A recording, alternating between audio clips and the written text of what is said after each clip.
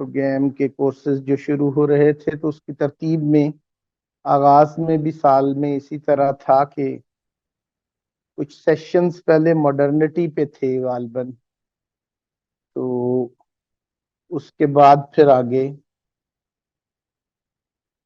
हमने जो कोई पहला टॉपिक ही ट्रेडिशनल मॉडर्निटी था। स्टडीज में गए थे गालबन, इस तरह का कोई तरतीब थी उसमें भी।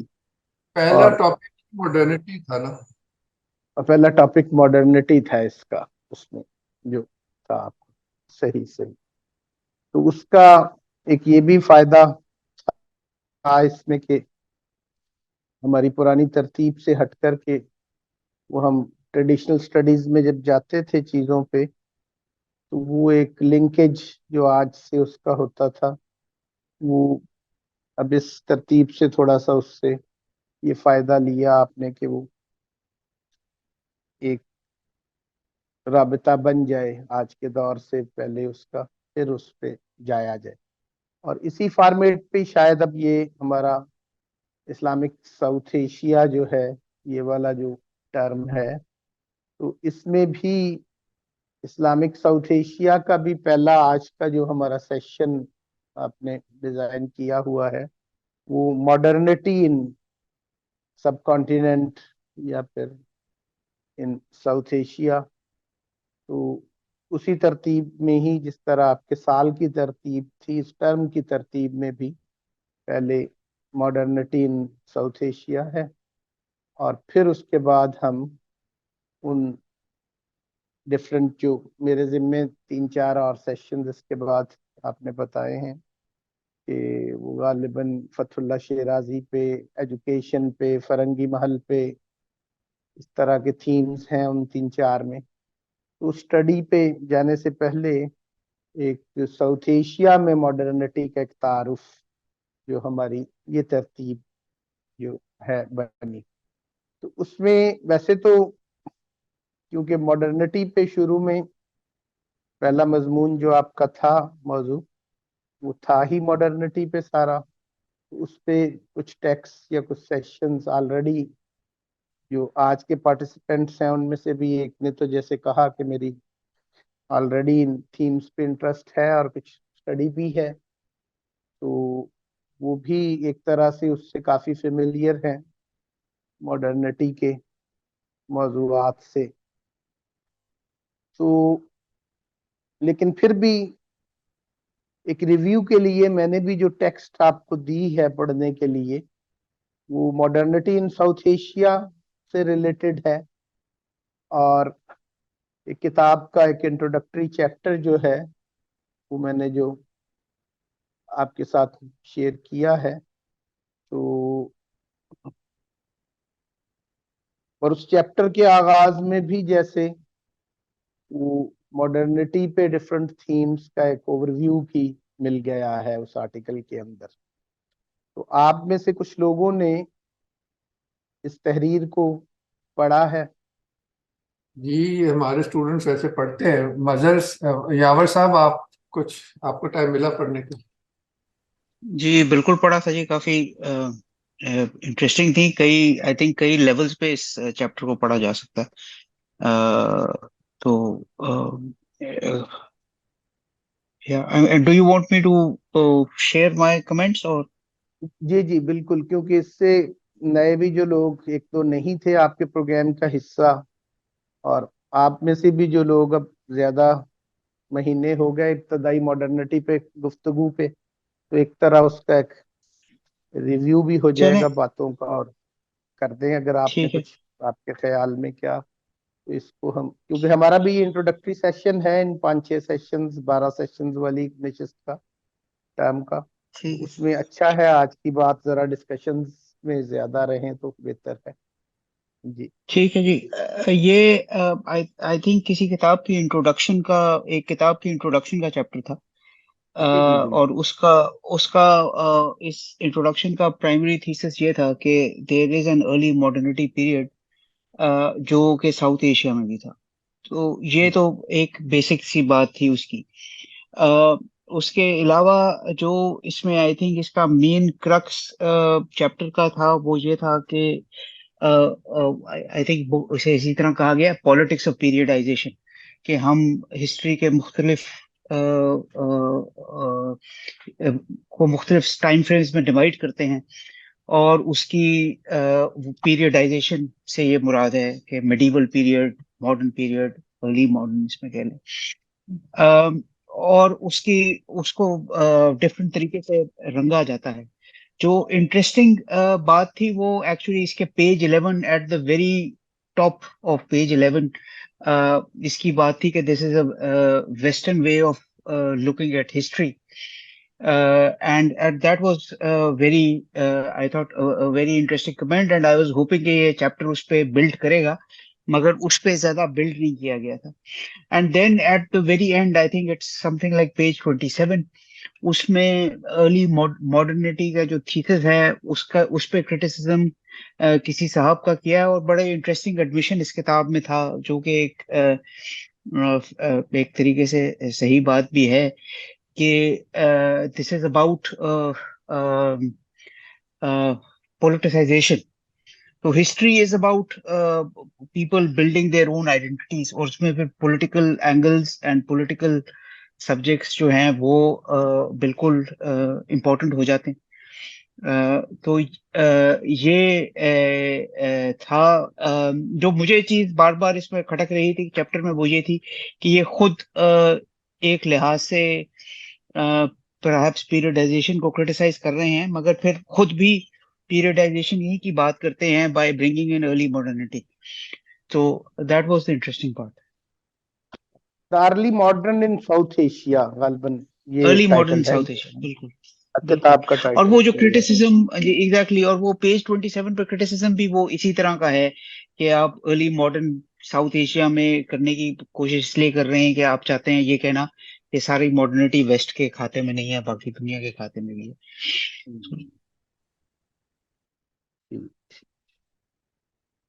जी, और किसने ये पढ़ा जी इसको? ये फारूक साहब, आपको मौका मिला।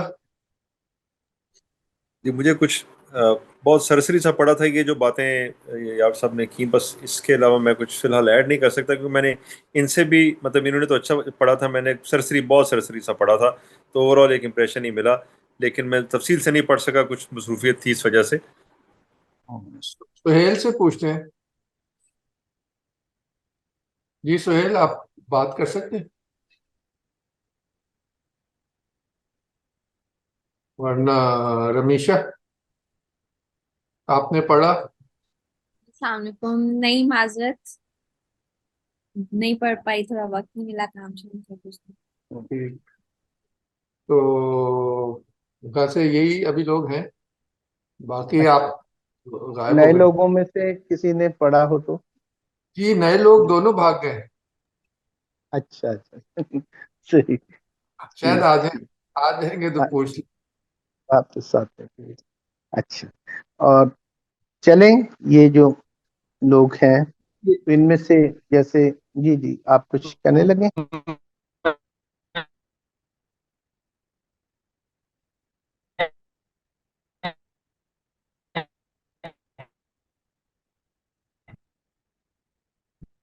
जी जी कुछ? सुहेल, मैंने पढ़ा था।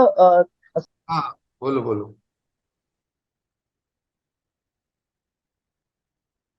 हेलो, जी जी, अब आई आवाज आ रही? आवाज आ, जी जी अब आ रही हाँ, थी। ये एक्चुअली में तुर्बत में है, तो यहाँ इंटरनेट का थोड़ा मसला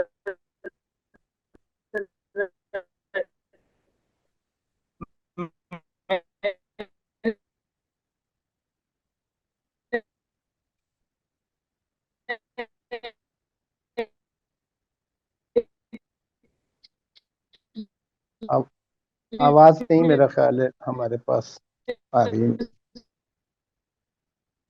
हाँ वो असल में तुर्बत में है, वहाँ कनेक्शन इतना अच्छा नहीं है, कनेक्शन का इश्यू था। वरना ये बात तो बहुत अच्छी कर रहे होंगे। जी जी, चले, दरमियान में उनका कहीं बेहतर तो हुआ कनेक्शन। सायरा से पूछ लेते हैं, सायरा के मूवमेंट पर। 12 पेज तक पढ़े थे, तो मेरे ख्याल से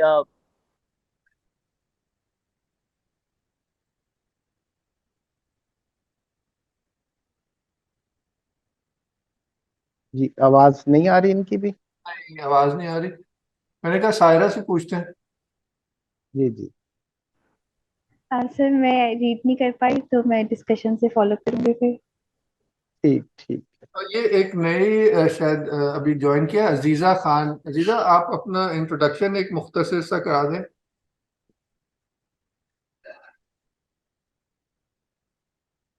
और आया आपके चैप्टर पढ़ सकी हैं कि नहीं? हाँ।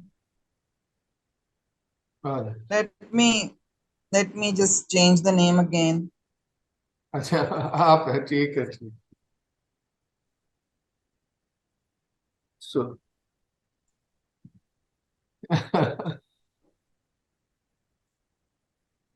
अच्छा, पहले वाले लोगों में से ही थी। नहीं, नौरीन इन्होंने इस कोर्स में ज्वाइन किया। नाम वो अच्छा अच्छा, नाम वो मुख्तलिफ हो गया था। सही, ठीक है। तो ठीक है। चलें, ये तो एक चीज है कि जिन एक दो लोगों ने इसको देखा उस पर बात की, लेकिन चलें, कम से कम शुरू से कुछ लोग जो थे इस साल में, तो मॉडर्निटी पे ये जो लोग अब नए भी शामिल हुए हैं, उनकी अपना जो मुतालिया मॉडर्निटी पे है, तो वो कैसे मॉडर्निटी को समझते हैं या देखते हैं। तो क्योंकि हम मॉडर्निटी इन साउथ एशिया पे बात करने जा रहे हैं, तो उससे पहले हम इन लोगों का कि किस अंदाज में इन्होंने मॉडर्निटी को पढ़ा देखा, कुछ उस पे राय अगर अपनी दे दें ये लोग, तो हम एक जी, क्या ताकि साहब, हमें। आप डॉक्टर साहब का सवाल का कुछ जवाब देना चाहेंगे? या आपके ख्याल में क्या है मॉडर्निटी, जो आपने इब्तदाई क्लासेस में भी यहाँ समझा या अपने मुताले से भी, उसके अलावा भी जो आपकी रीडिंग है मॉडर्निटी पे, तो कैसे देखते हैं मॉडर्निटी को, कैसे समझते हैं आप। साउथ एशियन मॉडर्निटी पे फिर बात और आसान हो जाएगी अगर हम थोड़ा सा हमारा जी, कुछ मॉडर्निटी पे। फारूक साहब कुछ कहना चाह रहे हैं। जी जी, जी बस जी। मैं मुख्तसरन इतना कहूँगा कि एक पूरी एक आप इसको एक ट्रेंड समझें या तहरीक समझें, जो कि वैसे तो पूरी दुनिया में आई, लेकिन शुरू ये यूरोप से हुई। और इसके अंदर बेसिकली सोच की तब्दीली के साथ उसने जो बुनियादी, जिसको आप कह सकते हैं कि बुनियादी, लेट्स से कि 14 15 16 सेंचुरी से ये या स्टार्ट हुई। और इसके अंदर एक तो ट्रेडिशनल माशरे के अंदर जहाँ पर मजहब और खुदा का बड़ा एक सेंट्रल पॉइंट था, और क्राइटेरिया इंसान के जिंदा रहने का और उसके जो जिंदगी का मकसद था, उस सारे को उन्होंने रीवैल्यूएट किया एक नए तरीके से, और उसके अंदर खुदा और मजहब को साइड पे रख के इंसान को महवर बना दिया हर चीज का। क्राइटेरिया इंसान की रीजन, इंसान की ख्वाहिशात, इंसान की लॉजिक, और उसकी और इस सारे के नतीजे में पैदा होने वाले माशरती तब्दीलियाँ, लिटरेचर में तब्दीलियाँ, और मीशत में तब्दीलियाँ, बिजनेस करने के तरीके में तब्दीलियाँ, जो सारा कुछ ये over centuries, over a few centuries हुआ। तो इसको आप मॉडर्निटी कह सकते हैं। इसमें उन्होंने चर्च को रिफॉर्म किया, रैशनैलिटी आई, एज ऑफ रीजन आई, एनलाइटनमेंट आई, रेनेसांस आई, बहुत सारी मतलब तफसीलात हैं। लेकिन उसमें अब ओवरऑल फर्क ये हुआ कि इन दी एंड आपने इंसान को क्राइटेरिया बनाया और दुनिया ये अक्सर तब्दील हो गई। तो ये बुनियादी मतलब, मैं इसको अगर बिल्कुल मुख्तसर तरह बयान करना चाहूँ तो मेरे जहन में तो इस वक्त यही चीज आ रही है। बाकी तफसीलात तो जाहिर है हर फेज की फिर बड़ी तफसीलात हैं। सही सही, ठीक है। और भी कोई जी इस पे ऐड करना चाहेगा। जी, अगर मैं इस पे अपना कर सकूं, I think modernity is an outcome of a period which has seen a revolution in epistemology of what we consider to be true, what we consider to be knowledge, and therefore um, uh, to be valued. ये इस जो intellectual changes आना शुरू हुए, renaissance ने perhaps foundation रखी और उसके बाद वो एनलाइटनमेंट तक गया और उसका जो आउटकम निकला उसे हम मॉडर्न पीरियड कहते हैं, जिसमें फारूक साहब कह रहे थे individual becomes the centre, but the basic thesis of everything is that what you have to explain the world in its own terms. You can't explain the world based on an extra natural phenomena आप कह लें, अगर if I put it crudely, ये एक basic difference रहा from earlier periods. और उसी से वो जो फिर हमने मॉडर्निटी का जो शुरू में सेशंस थे उसमें बहुत ज्यादा बात की थी मैटर की, इम्पोर्टेंस ऑफ मैटर, वो बेसिकली इसी में आता है। और हमारे यहाँ अगर आप इसमें हमारी रिलीजियस राइट में देख लें तो अगर जो शरीयत का बहुत ज्यादा जोर या एम्फसिस है वो भी इसी तरह है, because that's the part of religion that you can debate और kind of it's the religion's equivalent of matter, something that can be defined and is not based just solely on some experience. इस सारी चीज का जो outcome है जिस दुनिया में हम रह रहे हैं और जो इसमें इंडिविजुअल सेंटर पे है, that is modernity.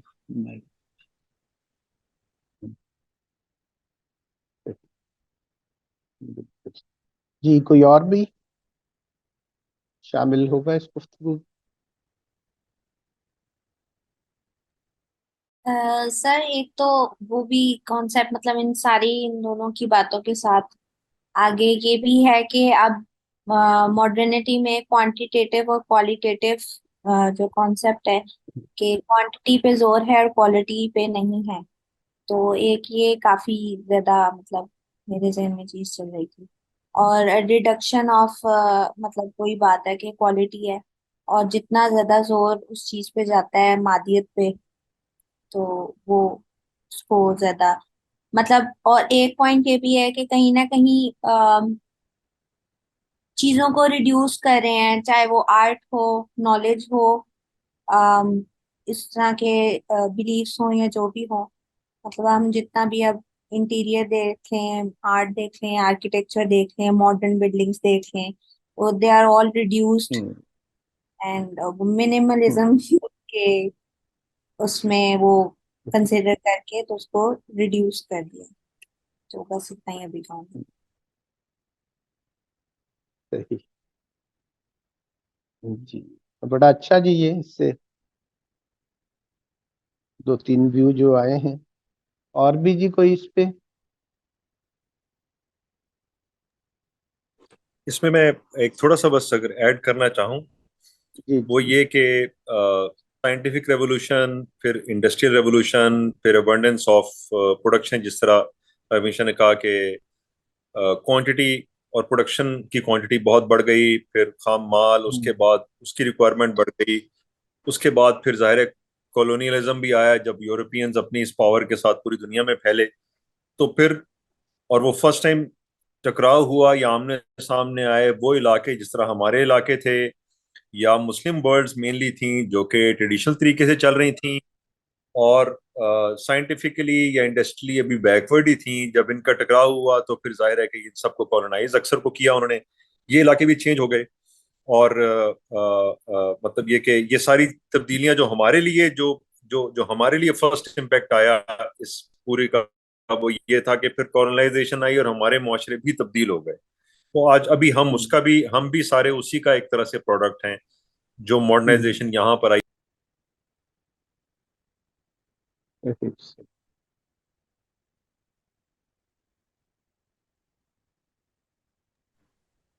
Ji sir मैं ऐड कर सॉरी। दूं थोड़ा सा एक पॉइंट?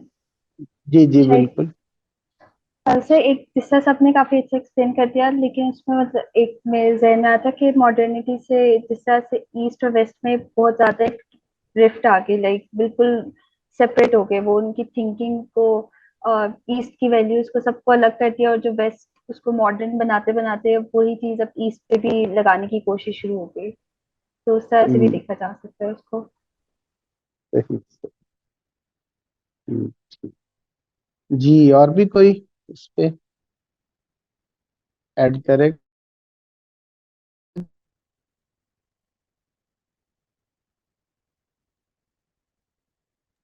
ये नौरीन साहब, आप इसमें कुछ ऐड करना चाहेंगे कि आप कैसे देखती हैं कि मॉडर्निटी क्या चीज है?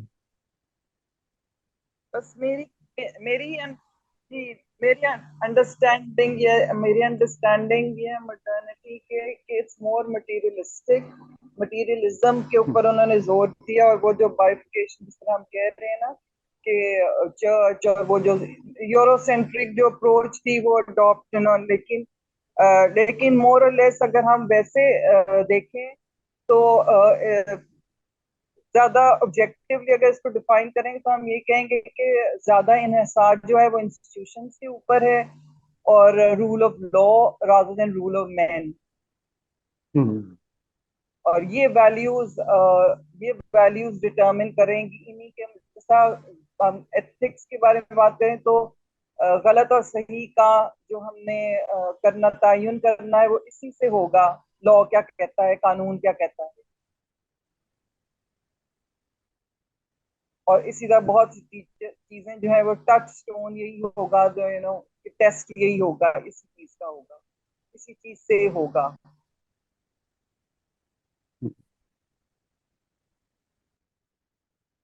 सही से। जी। जी, है कोई और बात जो करना चाह रहा है?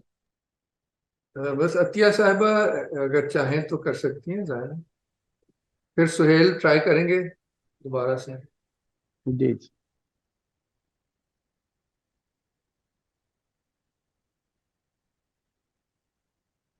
जी सुहेल, आप कुछ कहना चाहेंगे?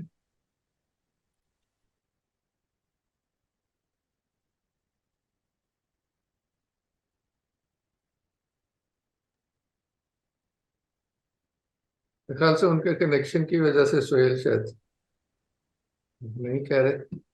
जी ठीक है जी, इस पे थोड़ा सा हम इसको और आगे बढ़ाते हैं बात को। तो उसमें भी आप लोग इसी तरह पार्टिसिपेट करते रहें। आज की क्योंकि हम ये नशिस्त इसी तरह का एक इंटरेक्टिव सा सेशन ही रखना चाह रहे हैं, ज्यादा इसको इंट्रोडक्टरी सेशन को। तो चीजें अभी हमारी गुफ्तगू में इमर्ज करती जाएंगी और उस पे हम अपनी अपनी राय देते रहेंगे।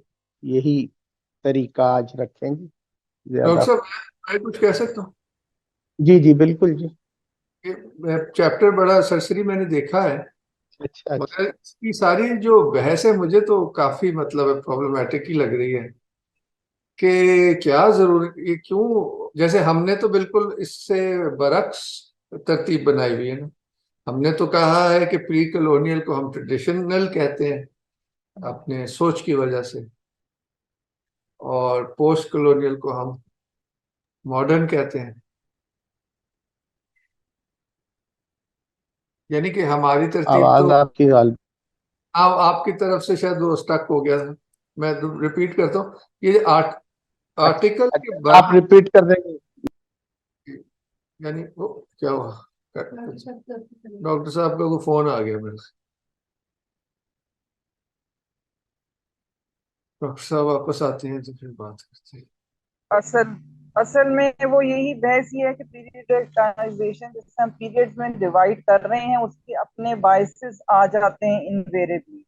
हाँ तो जैसा अगर हम मॉडर्निटी भी कह रहे हैं तो उसके अपने जो है इनहेरेंट मीनिंग जो है वो हम बोरो कर रहे हैं ना। Again it's a Eurocentric approach, और हम उन्हीं के थॉट्स को हम उसी नजरिए से उसको देख रहे हैं या उसी लेंस से हम उसे देख रहे हैं। जी, वो ऐसा लग रहा है कि जैसे कि स्टैंडर्ड वही है। बिल्कुल, जी एग्जैक्टली, एंड जी। This I was surprised to read this actually. कोई मतलब इसमें बहुत ही नैरो अप्रोच है इसकी ना, हालांकि यहाँ रिसर्च मतलब ऑथर्स जो हैं वो इधर के ही हैं, इंडिया के ही हैं, लेकिन उन्होंने बिल्कुल इट्स टिल्टेड टुवर्ड्स क्या कहते हैं वही western western thoughts.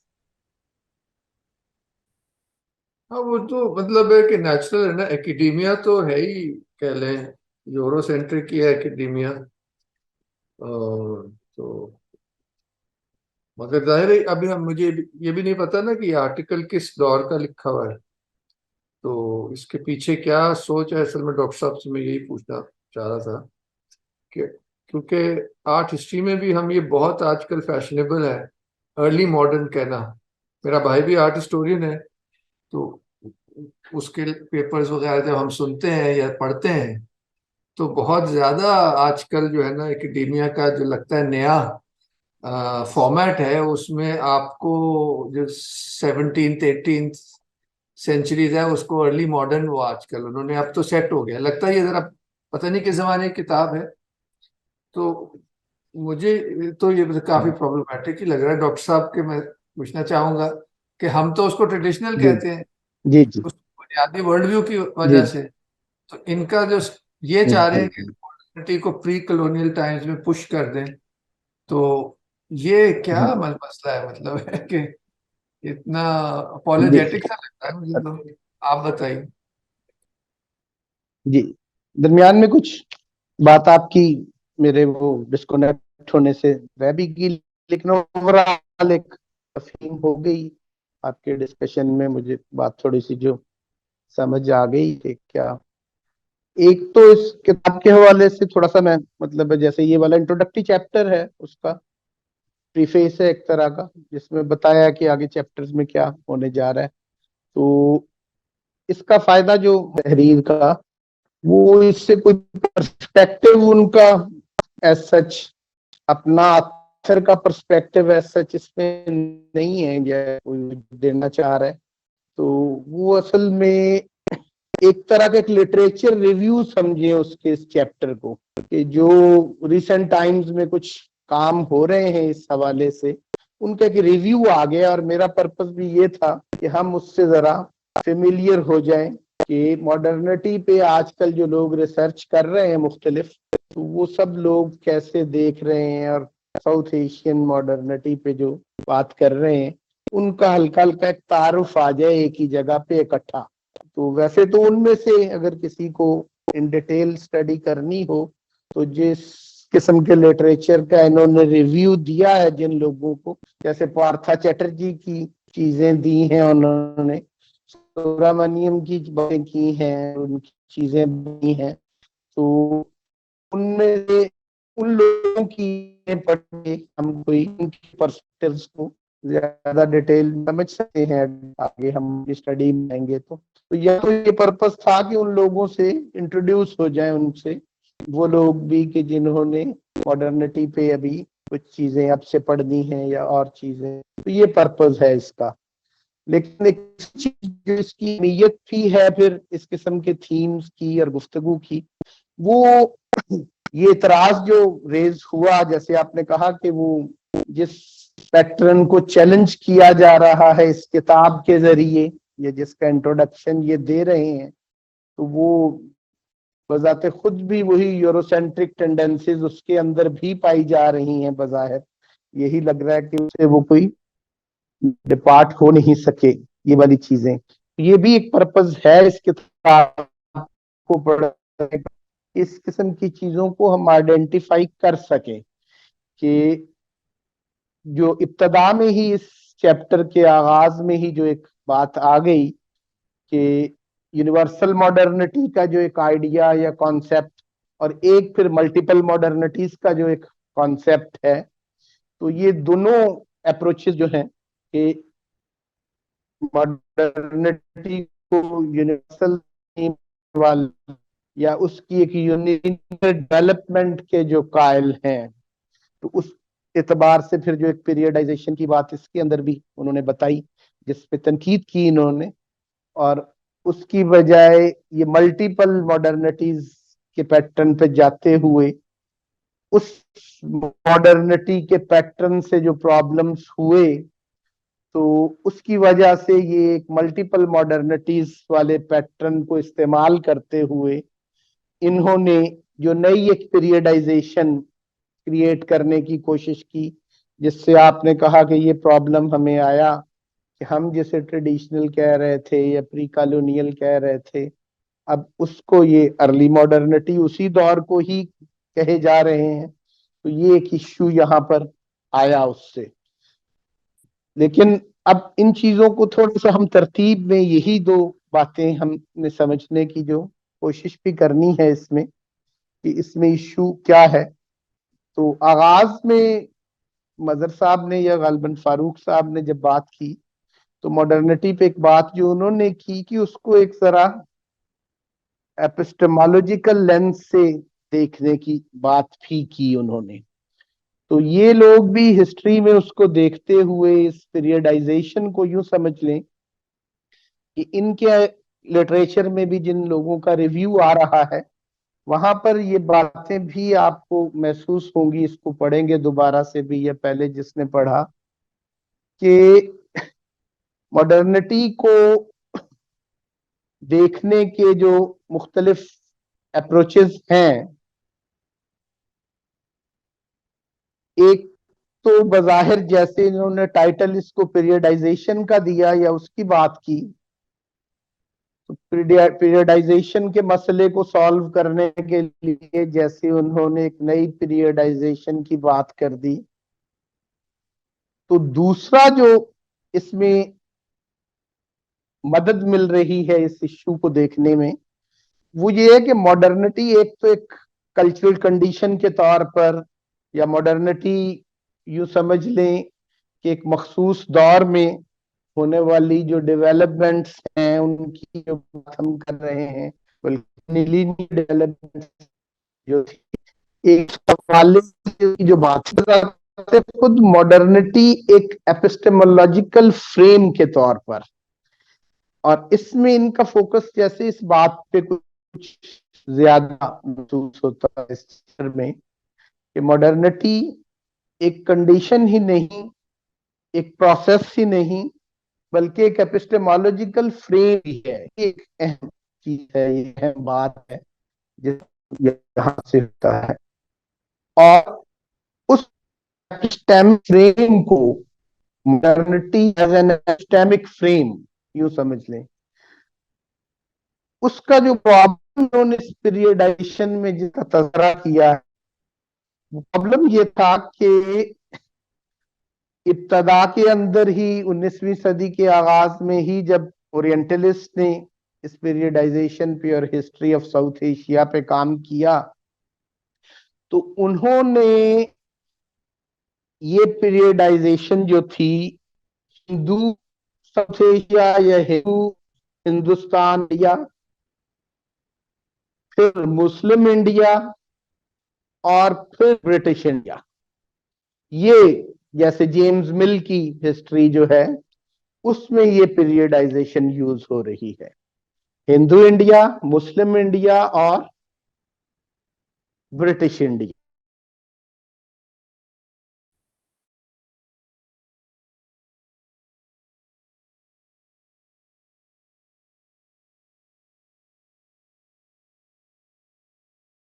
Colonialist hegemonic agenda था उनका, उसमें ये एस्टेब्लिश कर सके कि हिंदू इंडिया की एक अपनी डेवलपमेंट थी, तो मुस्लिम इंडिया बिल्कुल वैसे ही जैसे वेस्ट के अंदर डार्क एजेस का एक जो कॉन्सेप्ट दिखाया जाता है पीरियडाइजेशन में, तो इस तरह इंडिया में जब मुस्लिम्स आ गए तो यूं समझ लें कि वो इंडिया की डार्क एजेस आ गई, हिंदुस्तान की, बर्रसगीर की, साउथ एशिया की डार्क एजेस थी। और फिर कॉलोनियल इंडिया या ब्रिटिश इंडिया जब आया तो एक कॉलोनी बना बरतानवी राज की ये, तो फिर हमने आके इसे मॉडर्नाइज भी किया और यहाँ पर मॉडर्निटी भी आई, जदीदियत भी आई, चेंज भी आई, प्रोग्रेस भी आई, डेवलपमेंट भी आई, ये सारी चीजें आई जैसा कि उन्होंने ये बात एक की। लेकिन उन्होंने फिर ये दिखाया कि अगली सदी में जाकर, 20वीं सदी में जाकर इस पीरियडाइजेशन में थोड़ी सी एक तब्दीली आई, और वो तब्दीली ये थी कि ये हिंदू, मुस्लिम और ब्रिटिश इंडिया की बजाय ये एंशियंट, मेडिवल और मॉडर्न, ये वाली तकसीम पे वो चले गए। फिर 20वीं सदी के आगाज के हिस्टोरियंस जो थे, कुछ इंडियन हिस्टोरियंस ने भी उसको फिर फॉलो किया और इसको मेडिवल इंडिया, इस पीरियड को कहा जाने लग गया। कुछ ने इसके अंदर फिर एक तकसीम और बना ली कि अर्ली मेडिवल और लेटर मेडिवल पीरियड। तो सुस्तन ये सदियां जो 15वीं 16वीं सदी से लेकर 17वीं 18वीं सदी का जो दौर था, इसको मेडिएवल पीरियड में और फिर लेटर मेडिएवल पीरियड के अंदर इसको वो देख रहे थे, इस अंदाज में उसको देखा जा रहा था। फिर ये वाली जो एक तरतीब थी, ये काफी अरसा तक हमारी एकेडमिया में इसी को बुनियाद बनाया जाता रहा और इसी की बुनियाद पर चीजें देखते रहे हम। यहाँ पर मैं भी एक क्वेश्चन रेज करूंगा जिसमें आप भी डिस्कशन में आए जैसे, और मेरा इस तहरीर में ये एक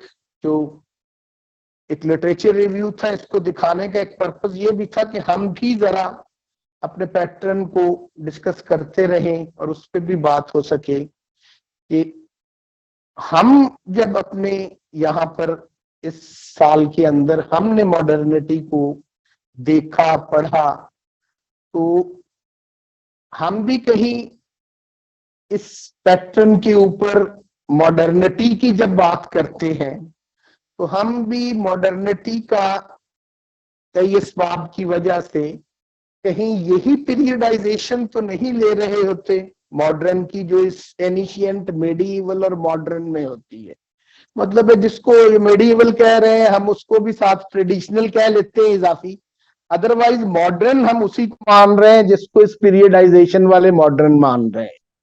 तो ये एक चीज भी मतलब है हम डिस्कशन में आज लाएंगे, इंशाल्लाह इस पे आप लोग राय भी देंगे। तो मतलब इस पीरियडाइजेशन को हम किसी हद तक क्या ओन कर रहे हैं, इस पीरियडाइजेशन का जो प्रॉब्लम, इनकी क्रिटिक इसी पीरियडाइजेशन पर, और इनकी क्रिटिक का एक जो बुनियादी थीम है, इस जो ये एक नई पीरियडाइजेशन देना चाह रहे हैं, वो असल में इस मेडिएवल को चैलेंज करने के लिए देना चाह रहे हैं। मॉडर्न और मेडिएवल की जो एक है तरतीब पीरियडाइजेशन की, उसमें मेडिएवल से इनका जो प्रॉब्लम है वो मैंने जैसे कहा कि एक एपिस्टेमिक फ्रेम का इश्यू है जिसकी ये बात कर रहे हैं।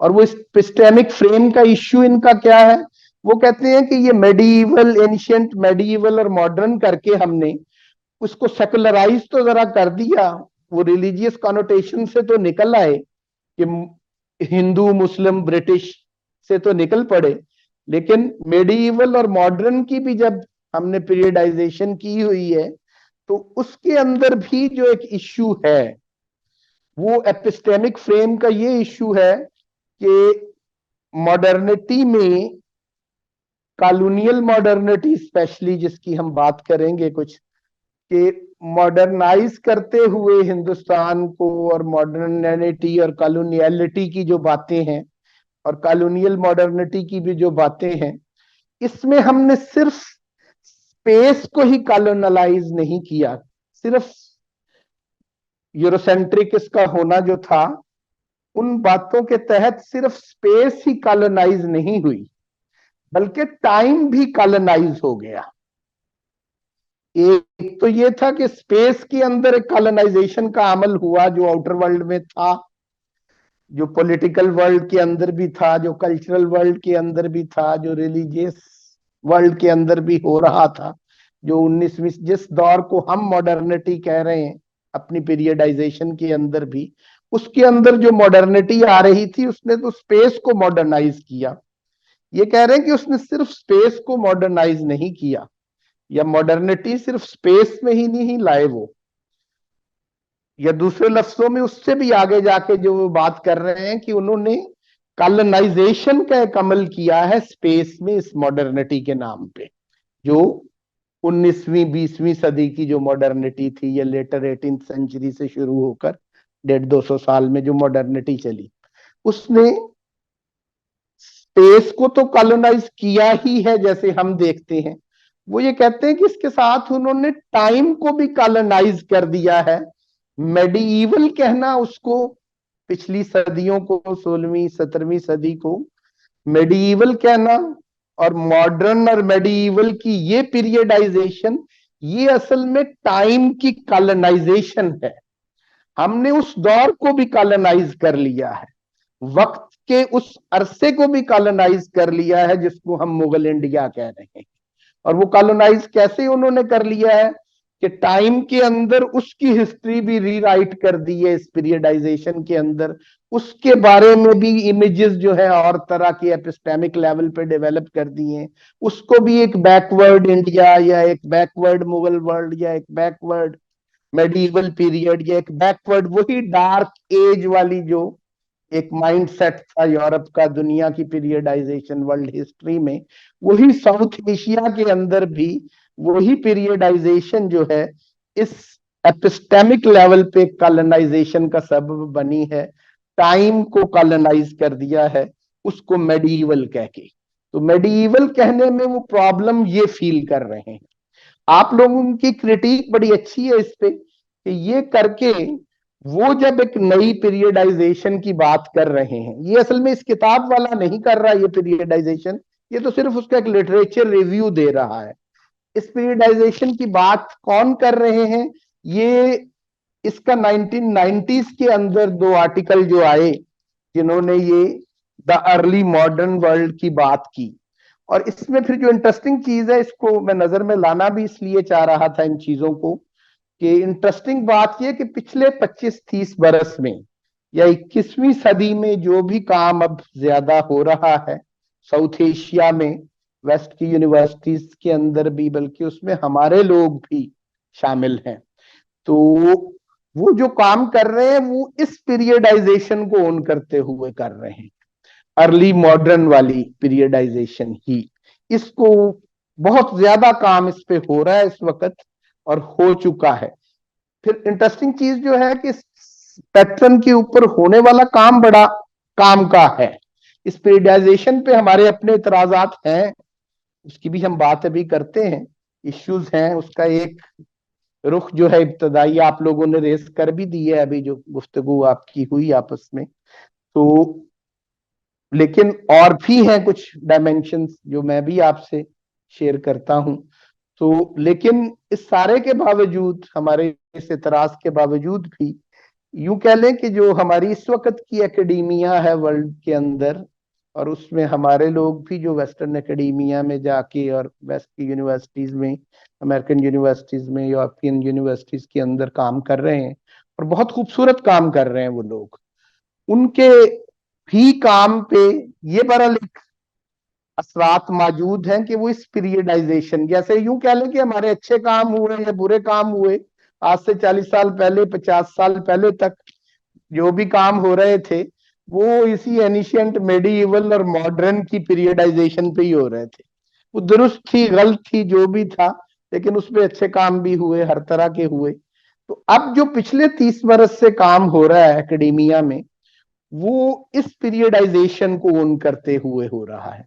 और इस पीरियडाइजेशन को ओन करते हुए होने वाले जो काम है उनका मैं एंड पे थोड़ा सा साउथ एशिया पे, बल्कि मैं जरा और अगर इस पे कहूं, अच्छे काम तो दूर की बात, जो लोग अब काम कर रहे हैं साउथ एशिया पे वो कर ही वो रहे हैं जो इस पीरियडाइजेशन के तहत कर रहे हैं, और काम बहुत कम हो रहे हैं या ना होने के बराबर हो रहे हैं। तो वो यही एक रीसेंट फिनोमेना नजर आ रहा है काम करने का साउथ एशिया पे, जिन्होंने मुगल पीरियड को, या जिस पीरियड को हम फोकस करके ये साल पढ़ रहे हैं और आगे भी 4 सेशन जिसपे या 12 सेशन हमारे चलने हैं, मुगल साउथ एशिया या हमारा जो मुस्लिम साउथ एशिया है, इस्लामिक साउथ एशिया जैसे हमने उसको टाइटल दिया, तो उस पे होने वाला सारा अच्छा काम इस वक्त इस अर्ली मॉडर्न को ओन करके हो रहा है या अर्ली मॉडर्न ही के पैटर्न के तहत हो रहा है। तो ये एक इंटरेस्टिंग चीज है इसमें। उसका प्रॉब्लम क्या है उस पर भी मैं आता हूं इस हवाले से, लेकिन बताने का ये मकसूद था कि इनका क्लेम ये है कि ये करके हम ये नई पीरियडाइजेशन या अर्ली मॉडर्न की कैटेगरी इवॉल्व करके लेटर मेडिवल के लिए या मुगल इंडिया के लिए, यहाँ पर ये अर्ली मॉडर्न की कैटेगरी वैसे तो उन्होंने सिर्फ इंडिया के लिए नहीं की, लेकिन इंडिया ही के जरिए उसको स्ट्रेंथ मिली, यूं समझ लें इस एतबार से। ये सारा करके जो वो बात कर रहे हैं, वो ये कह रहे हैं कि हम उस एपिस्टेमिक फ्रेम को जो कि कॉलोनाइज हो गया था, जिसमें टाइम भी कॉलोनाइज हो गया मेडिइवल की टर्म के हवाले से, हम उसको डीकॉलोनाइज कर रहे हैं ये काम करके, अर्ली मॉडर्न की कैटेगरी दे के, और कॉलोनियल मॉडर्निटी से पहले की मॉडर्निटी उसको कह के हमने इस नई पीरियडाइजेशन से उसको डीकॉलोनाइज करने की कोशिश कर रहे हैं। इस आइडिया को कि ऐसा नहीं था कि वो हिंदुस्तान की डार्क एजेस थी, वो हिंदुस्तान का मेडिएवल पीरियड था, क्योंकि मेडिएवल पीरियड के अंदर ये एलिमेंट मौजूद था इस टर्म के अंदर कि उसमें वो जो कॉलोनियल एजेंडा था, हिंदुस्तान के लोगों के उलूम को बैकवर्ड साबित करना, इनके एजुकेशन सिस्टम के बारे में ये तसव्वुर पैदा करना कि उसमें कोई ऐसी चीज नहीं थी तालीम की उस निज़ाम में। तो कॉलोनियल जो पैटर्न ऑफ एजुकेशन जो इम्प्लीमेंट किया जा रहा था आगे आके हिंदुस्तान को, उसको जस्टिफाई करने के लिए ये किया जा रहा था। तो इस कॉलोनाइजेशन ऑफ टाइम जो हो गई है, और खसूसन मुगल इंडिया के हवाले से, उसको ये अर्ली मॉडर्न की कैटेगरी देने वाले ये कह रहे हैं कि हम उसको डीकॉलोनाइज कर रहे हैं। ये एक बेसिक थीम जो आपके सामने मैंने अब तक, तो इसका थोड़ा सा मैं वाजे क्या कर पाया कि इसको वो उनके जहन में ये डीकॉलोनाइज करना क्या है। अब इस पे दूसरी चीज, जैसे आपने एक पॉइंट रेज किया कि क्या ये डीकॉलोनाइज करके वो यूरोसेंट्रिक मॉडल से निकल पा रहे हैं जिससे जान छुड़ाना चाह रहे हैं मॉडर्निटी का, या नहीं निकल पा रहे। तो ये एक बड़ा इश्यू है जैसे आपने कहा।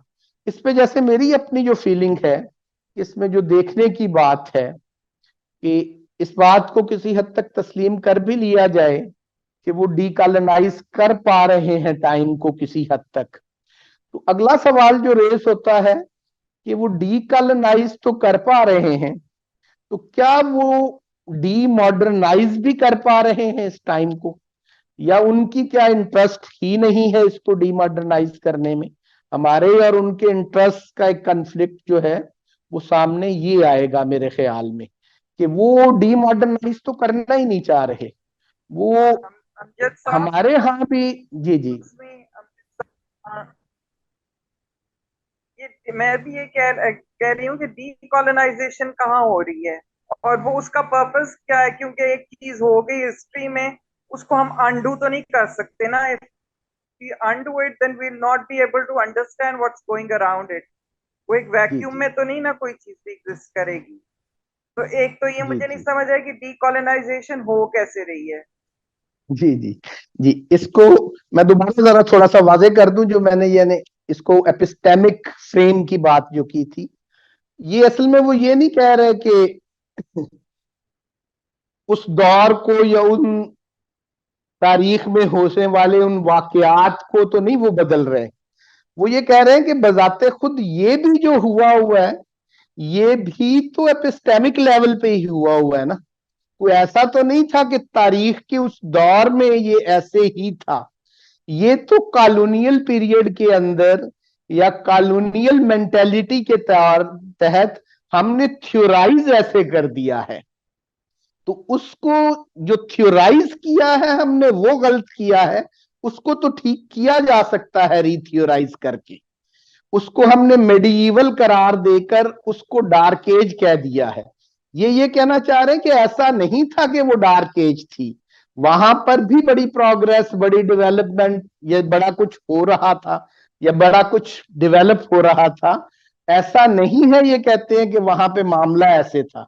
ये कहते हैं सिर्फ एपिस्टेमिक लेवल पे थ्योराइज करके ऐसा दिखा दिया गया है, और हम भी उसको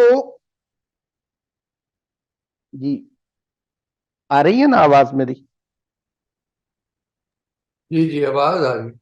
अच्छा, वो लाइट गई थी तो मैंने कहा उससे कहीं मेरा डिस्कनेक्ट हो गया जी। अच्छा। तो वो ऐसा नहीं वो कह रहे हैं कि ये उस तारीख की के अंदर जो वाकया हुआ है उसको हम बदल रहे हैं।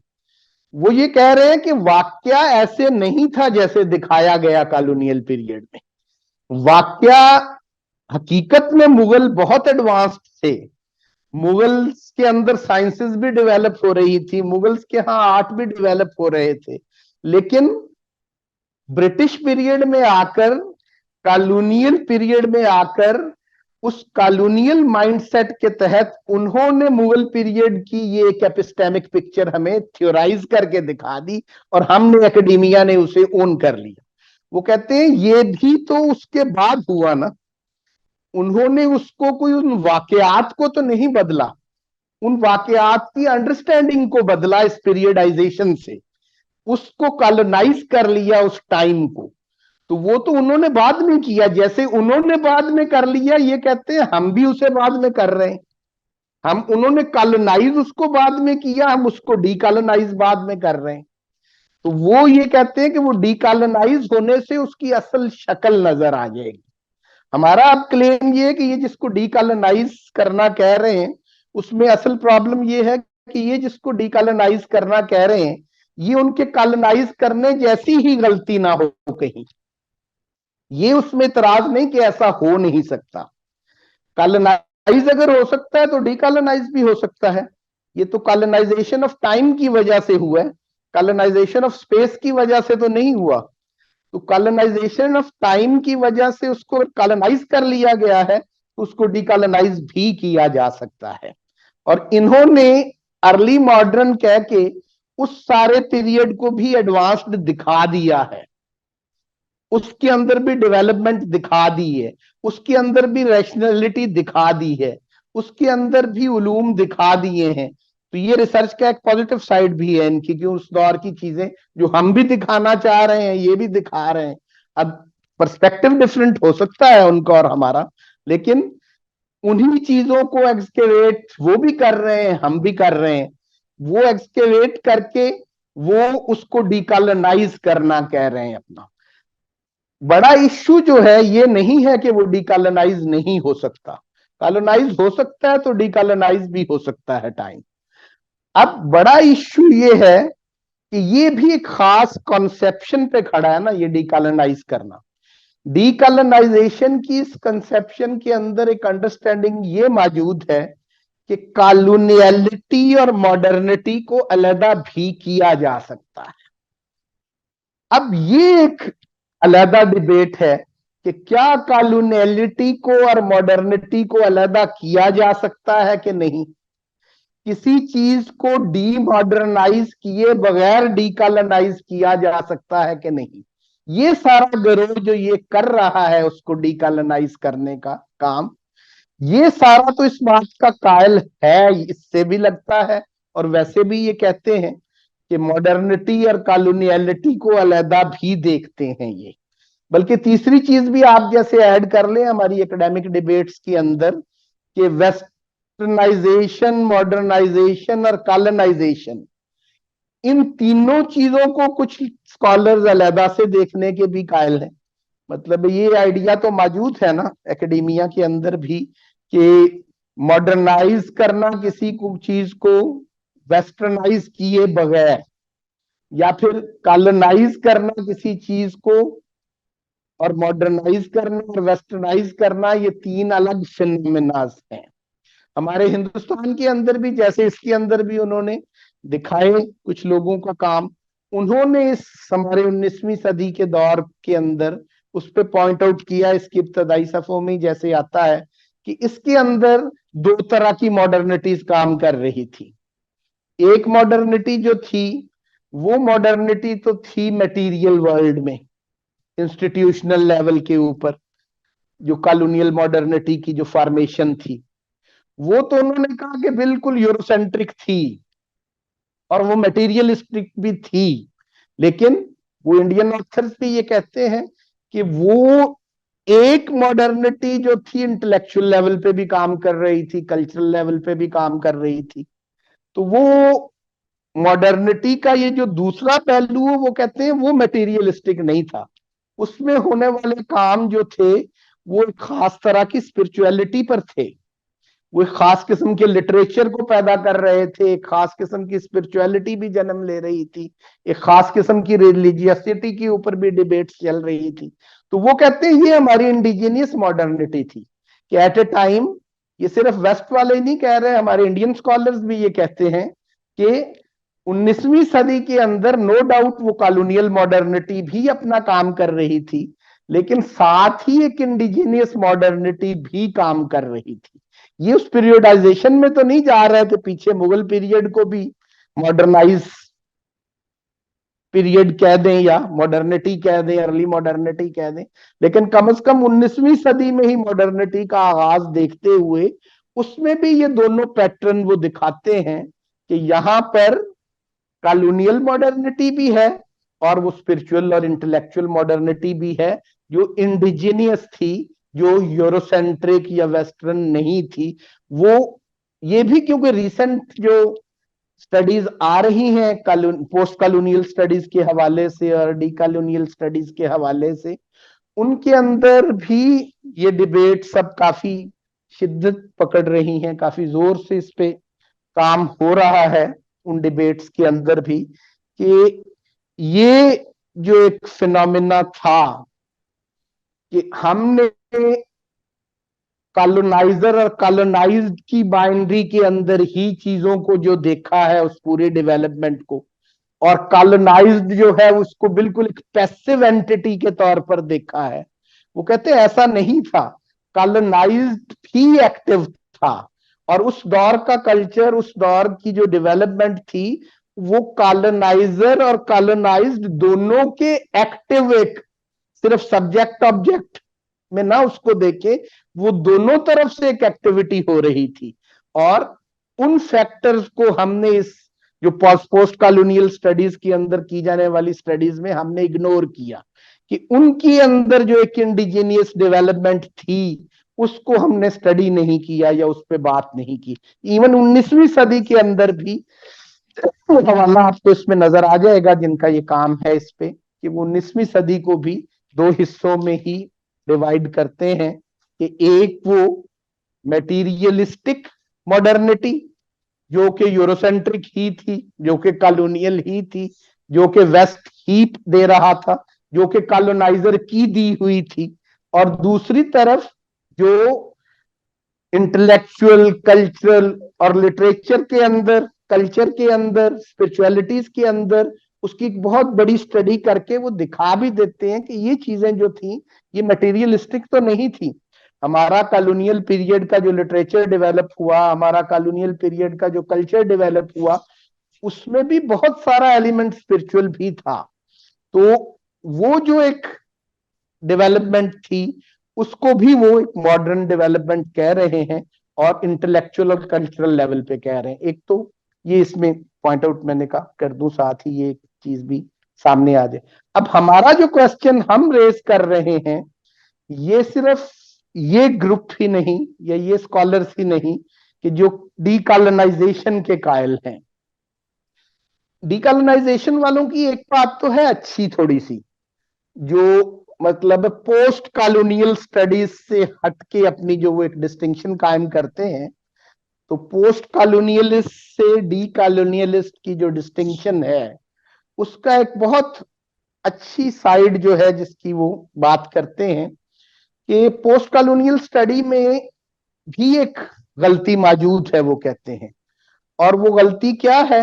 वो भी इसी पीरियडाइजेशन की वजह से होने वाली गलती है। वो कहते हैं कि टाइम के इस प्रोसेस को उन्होंने यूनिलीनियर मान लिया है, यूरोसेंट्रिक मान लिया है, क्योंकि पोस्ट कॉलोनियल टर्म के अंदर ही, पोस्ट मॉडर्न के अंदर भी और पोस्ट कॉलोनियल के अंदर भी ये टेंडेंसी मौजूद है कि पहले मॉडर्न था, कॉलोनियल था, अब पोस्ट, ये एक लीनियर टाइम का एलिमेंट है ना, कि उसके बाद अब पोस्ट कॉलोनियल, अब पोस्ट मॉडर्न, ये होना चाहिए। तो ये जो डीकॉलोनाइज करने की बात कर रहे हैं, इनका क्लेम ये है कि टाइम भी जो है ये यूनिलीनियर रहे तो ये भी यूरोसेंट्रिक अप्रोच ही है। जैसे हम ट्रेडिशनल सोसाइटीज कह रहे हैं, तो टाइम्स भी सोसाइटीज के अपने हैं, उनको यूनिलीनियर कर देना भी यूरोसेंट्रिसिटी के तहत ही हमने किया हुआ है। तो इंडियन टाइम जो है उसको क्या हम लीनियर टाइम के अंदर ही रखना चाह रहे हैं? तो अंडरस्टैंडिंग ऑफ टाइम जो है ये इतनी लीनियर करके ये भी यूरोसेंट्रिसिटी और कॉलोनियलिटी का ही असर है जो इसको हमने किया हुआ है। तो जैसे इन माशरों को हम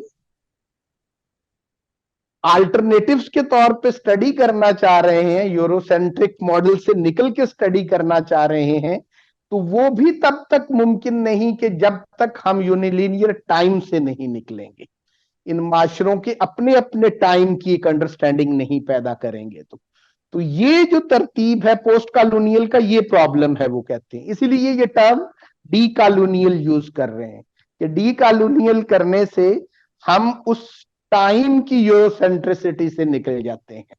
वो जो एक यूनिलीनियर, मतलब मॉडर्निटी पे हमारा एक एतराज ये भी रहता है ना, जो हम भी अपनी स्टडीज करते हैं, कि ये मोनोलिथिक सी एक फॉर्मेशन है खुद भी, और इसने हिस्ट्री की भी जो अंडरस्टैंडिंग पैदा करने की कोशिश की है, पास्ट की भी जो अंडरस्टैंडिंग पैदा करने की कोशिश की है, हमारे मुगल इंडिया की भी जो अंडरस्टैंडिंग देने की कोशिश की है, उसको भी बहुत ज्यादा मोनोलिथिक कर दिया है।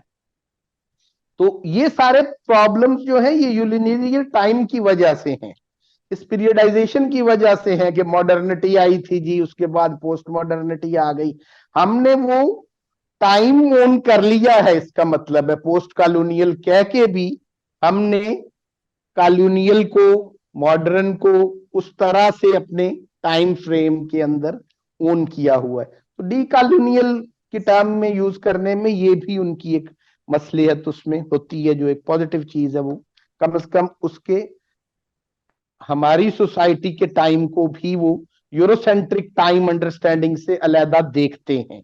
तो ये एक चीज है। लेकिन बड़ा सवाल अब वही है जैसे हमने अभी रेस किया, कि जैसे ये वेस्टर्न स्कॉलर्स या वेस्ट की जेर असर एक एकेडेमिया जो काम कर रही है, वो तो कॉलोनियलिटी, मॉडर्निटी और वेस्टर्न को अलहदा करके देखने के भी कायल हैं, कि कोई माशरा वो कहते हैं कि जरूरी नहीं है कि वो कॉलोनाइज हो के ही मॉडर्न हो, कॉलोनाइज होने के बगैर भी मॉडर्न माशरे हुए हैं। कि कॉलोनियलिटी का अलग फिनोमिना है, तो मॉडर्निटी अलग है। कोई सोसाइटी मॉडर्न हो सकती है वेस्टर्न हुए बगैर भी, लेकिन इस पे बहरहाल क्रिटिक भी मौजूद है। हम इस उर्दू में काम करने वाले लोग भी, उनमें से भी बड़े अच्छे स्कॉलर्स भी इवन, जिनकी इस्तेमार पे और कॉलोनियलिटी के ऊपर बहुत अच्छी क्रिटिक्स हैं, वो हैं उर्दू के लिखने वाले भी, कि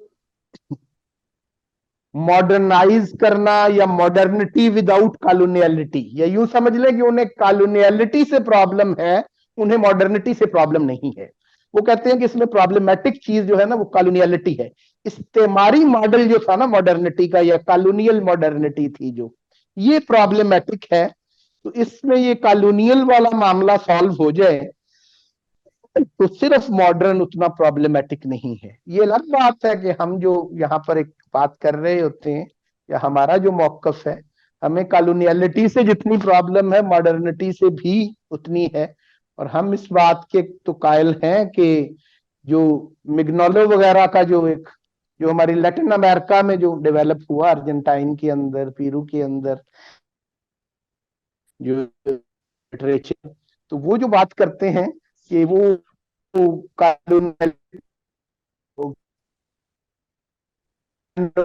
मिग्नोलो, ये लोग जो हैं, मैं इसको एक मिनट चला बैठा तो नहीं, ठीक है, वो थोड़ा सा, तो वो जो बात, तो उनका जो कहना है कॉलोनियलिटी और मॉडर्निटी एक ही सिक्के के दो रुख हैं, एक ही क्वाइन की दो साइड्स हैं। और हम भी जैसे यहाँ पर हमारी कुछ डिस्कशंस और डिबेट्स चलती रही कि हम भी इस बात के कायल हैं कि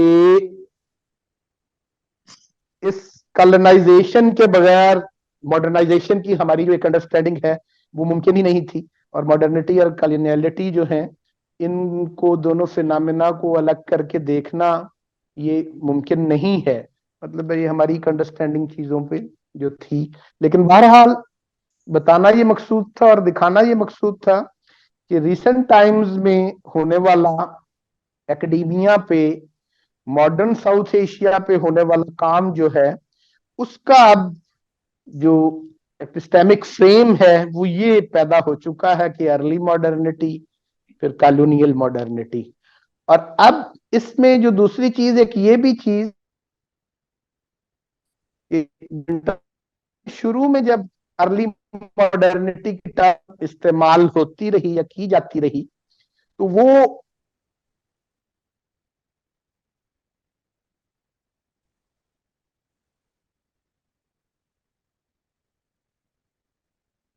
आवाज गूंग गई है डॉक्टर साहब की।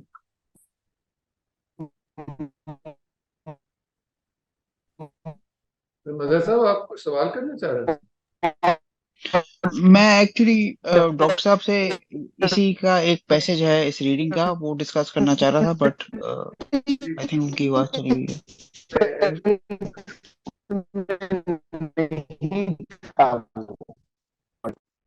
साउथ मेरी आवाज में कोई इशू आया? हाँ जी, गायब हो गई बात। तो आपका हाँ। फ्रेम फ्रीज हुआ भाई, या तो वीडियो बंद करके देख लें। अच्छा, कोई आवाज में इशू आ रहा है? अच्छा, कि मैं इसको वीडियो को जरा बंद करता हूँ, स्टॉप वीडियो पे जाऊं जी। जी तो जी अब आवाज बेहतर हो गई जी? जी, आ जाएगा। जी। तो मैं ये कहना चाह रहा हूँ कि इसी डॉक्यूमेंट के अंदर भी आप अगर देखें तो वो एक जगह पे बताएंगे कि जो अर्ली मॉडर्न की टर्म है, इब्तदा में उससे मुराद मॉडर्निटी नहीं था, जिसको हम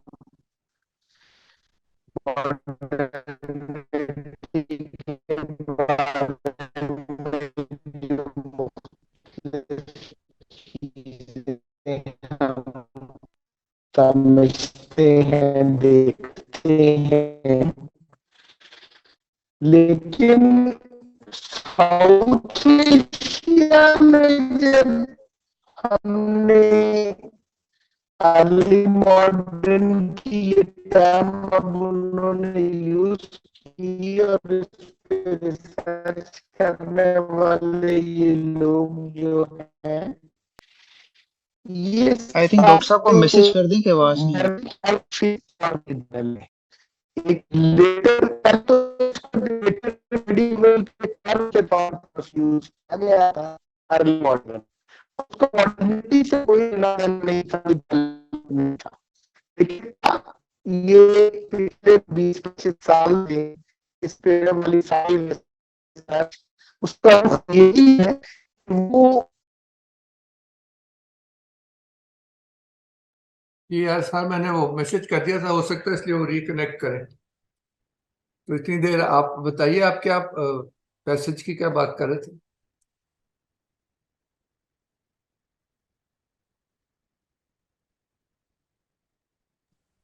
जी सॉरी, मैं अनम्यूट करने की कोशिश कर रहा था। एक्चुअली वो पेज 25 पे पैसेज है, सेकंड लास्ट पैराग्राफ।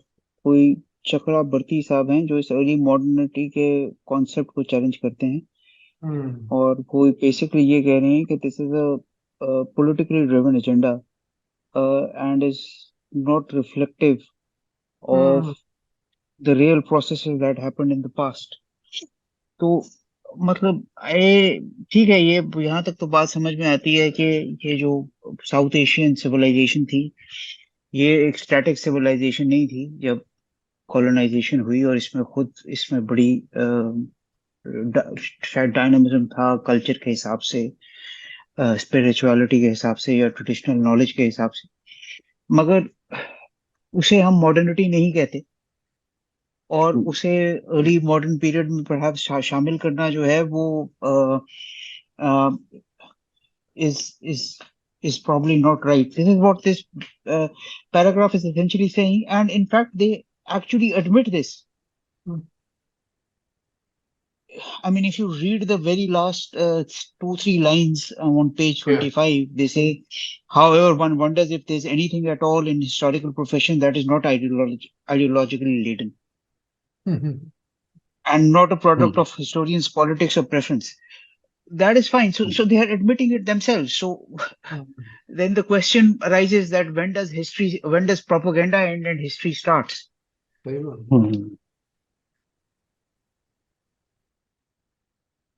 बड़ा जबरदस्त इन्होंने वैसे ये बहुत अच्छा पॉइंट दिया, बिल्कुल वैलिड है। मैं भी कुछ देर से इसी किस्म के चीज सोच रहा था।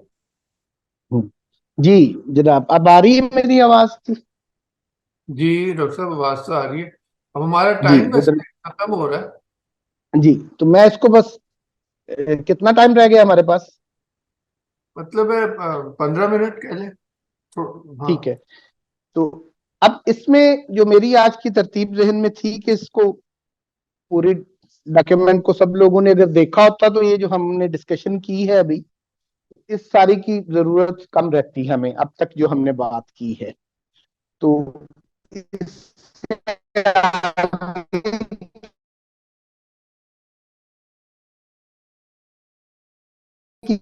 कोई एक बात करते हैं, उसमें से एक तो यही क्वेश्चन जैसे हमने रेज अप कर दिया कि इस पे आप लोग अपने तौर पे सोचें भी, पढ़ें भी, देखें भी। कॉलोनियलिटी और वेस्टर्नाइजेशन जो है, इस पे जो ये स्कॉलर्स अब इसको अलग-अलग देखने की बातें कर रहे हैं या उसके कुछ फायदे लेने की कोशिश कर रहे हैं अलग उसको करके, तो ये किस हद तक मुमकिन है, ये एक अहम मौजू है अपनी स्टडीज के अंदर करने का भी। और इस पे कि हमारी एकेडमिया इसको अपने तौर पे कैसे देख रही है।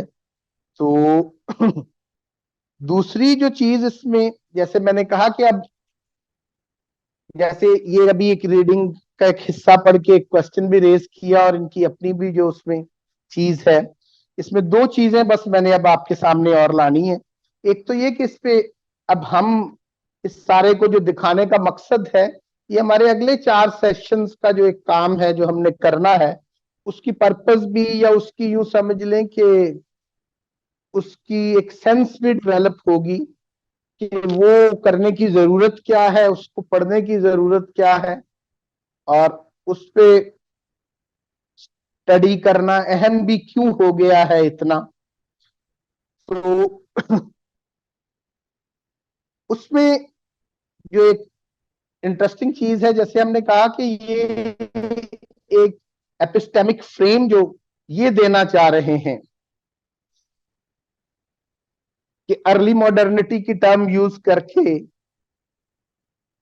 और मेडिवल से गुरेज करके ये उस कॉलोनियल माइंडसेट से तो निकल रहे हैं, लेकिन उस मॉडर्निटी से तो नहीं निकलना चाहते या नहीं निकल पाएंगे, जैसे कि हम भी कह रहे हैं।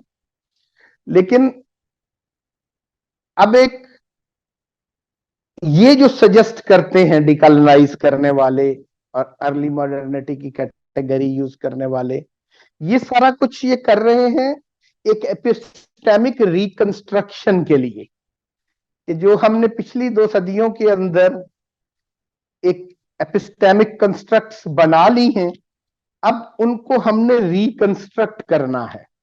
तो ये उसको रिकंस्ट्रक्ट करने की एक एफर्ट है, ये अर्ली मॉडर्निटी की या मल्टीपल मॉडर्निटीज की जो बातें करते हैं और डीकॉलोनाइज करने की बात जो कर रहे हैं, इसको ये एपिस्टेमिक रिकंस्ट्रक्शन के तहत ये एफर्ट्स हो रही। ये किस हद तक कामयाब होंगी या किस हद तक ये कामयाब हैं, इसकी जो हम बात कर रहे हैं, उसकी कामयाबी का इसी डॉक्यूमेंट के आखिर में एक छोटा सा मैं आपको दिखाऊंगा कि वो फिलहाल उसकी कामयाबी कहां तक है। लेकिन ये कामयाब हो पाए ना हो पाए ये एक अलग मौजू है। लेकिन अब जो हम स्टडी करने जा रहे हैं उसी एरिया को, मुगल पीरियड जिसको हम कह रहे हैं, ये अर्ली मॉडर्न जिसको ये कह रहे हैं, कॉलोनियल वाले जिसको मेडिवल मुस्लिम इंडिया कह रहे हैं, या मेडिएवल साउथ एशिया कह रहे थे, ये लेटर मेडिएवल इंडिया कहा जा रहा था। अब हम जो बात हाईलाइट करना चाह रहे हैं कि हमारी स्टडी, हम भी तो उसी दौर को स्टडी करेंगे। यकीनन ये बात आपकी दुरुस्त है, जैसे ये बात कही आपने कि अब हिस्ट्री में जाने की जरूरत है, अब इस प्रोपेगेंडा स्ट्रेटेजी से निकलना चाहिए, जो कॉलोनियल एक पैटर्न था जो उन्होंने यूज किया। हम हो सकता है इसको भी कहेंगे अर्ली मॉडर्निटी का एक जो मामला है, और ये जो पीरियडाइजेशन है ये भी एक प्रोपेगेंडा ही के तहत है। लेकिन अगर हम यूं कह लें कि रिकंस्ट्रक्ट नहीं करना चाह रहे इसको, या एपिस्टेमिक रिकंस्ट्रक्शन नहीं चाहते, तो फिर हम क्या चाहते हैं? तो ये एक फर्क है जो अर्ली मॉडर्निटी के मॉडल वालों का उस दौर को स्टडी करने में और हमारा उस दौर को स्टडी करने में होगा, कि हम रिकंस्ट्रक्ट करने की बजाय इसको, या एक एपिस्टेमिक रिकंस्ट्रक्शन से भी ज्यादा हमें इस बात की जरूरत है कि हम एक एपिस्टेमिक रिकवरी पे जाएं। ये जो लोग, जैसे मैंने कहा कि उस दौर की अच्छी स्टडीज इस वक्त यही लोग कर रहे हैं जो अर्ली मॉडर्न के तहत कर रहे हैं। लेकिन हम लोग भी उस दौर की एक अच्छी स्टडी चाहते हैं, इन डेप्थ स्टडी चाहते हैं। तो उस दौर को एपिस्टेमिकली रिकंस्ट्रक्ट करना, उसके ऊपर कुछ, इसकी बजाय हम अगर एपिस्टेमिक रिकवरी के तौर पर अगर ये काम करें तो ये ज्यादा प्रोडक्टिव हो जाएगा हमारे लिए। और वो करना बहुत जरूरी है कि हम उस दौर के काम को, उस दौर की इंटेलेक्चुअल ट्रेडिशन को, उस दौर की इंटेलेक्चुअल एक्टिविटी को, उस दौर के इंटेलेक्चुअल नेटवर्क्स को और उस दौर के इंटेलेक्चुअल डिबेट्स को अगर रिकवर ही कर लें तो हम एक एपिस्टेमिक रिकवरी में कामयाब हो जाएंगे। और ये एक बहुत बड़ा काम होगा। और हमारा जो स्टडी के, और हमने जो ये हमारा चीजों को स्टडी का, और यहाँ पर जो हो रहा है इसके मतलब अंदर वालों की तरह एपिस्टेमिक रिएक्शन से ज्यादा अभी एपिस्टेमिक रिकवरी पे ज्यादा काम की जरूरत महसूस कर रहे हैं।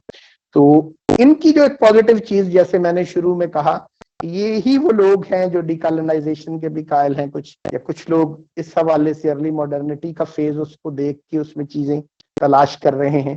तो वो हमें कई जगह पे सूट इसलिए कर जाते हैं कि वो किसी न किसी हद तक एक रिकवरी का काम करने में हेल्पफुल तो हो रहे हैं उस दौर की। उसकी मैं एक मिसाल आपको देता हूं कि इनकी इस व्हाट इज अर्ली मॉडर्निटी की जब यहाँ पर बात हुई है इस डॉक्यूमेंट्स के अंदर, और उसमें चीजें आपने जो इसके अंदर क्रिटिक क्या है अर्ली मॉडर्निटी की, ये भी इस डॉक्यूमेंट के अंदर मौजूद है। जैसे बात हुई इसके ऊपर भी अच्छे अंदाज में आपको तहरीर मिल जाएगी, तो वो भी इस पे अगर क्रिटिक करने के जो अंदाज वहां पे देखे जा रहे हैं, उसको देखने की डिफरेंट अप्रोचेस भी इस तहरीर के अंदर मौजूद है। मैं अब आपको ये दिखाना चाह रहा हूं जिन लोगों ने काम जो है जो हमारे लिए हेल्पफुल होते हैं बड़े, ये 3 काम खुसूसन 2-3। एक तो जो नार्डन गनेरी का काम है, पेज 20 के लास्ट लाइन के अंदर आप इसका देखेंगे तो पेज 20-21 के ऊपर ये 2-3 काम जिनका जिक्र आ रहा है इस हवाले से। तो नार्डन गनेरी का जो काम है, तो he sees South Asian philosophical early modernity as being squarely based in logical form and linguistic practice rather than the close association with observations about the natural world that characterize the early modern philosophical developments in Western Europe। तो ये उस दौर पे जो नार्डन गनेरी ने बहुत अच्छा काम किया हुआ है, उसको कहाँ पढ़े हैं? ये पेज 20 की लास्ट लाइन पे आए आप।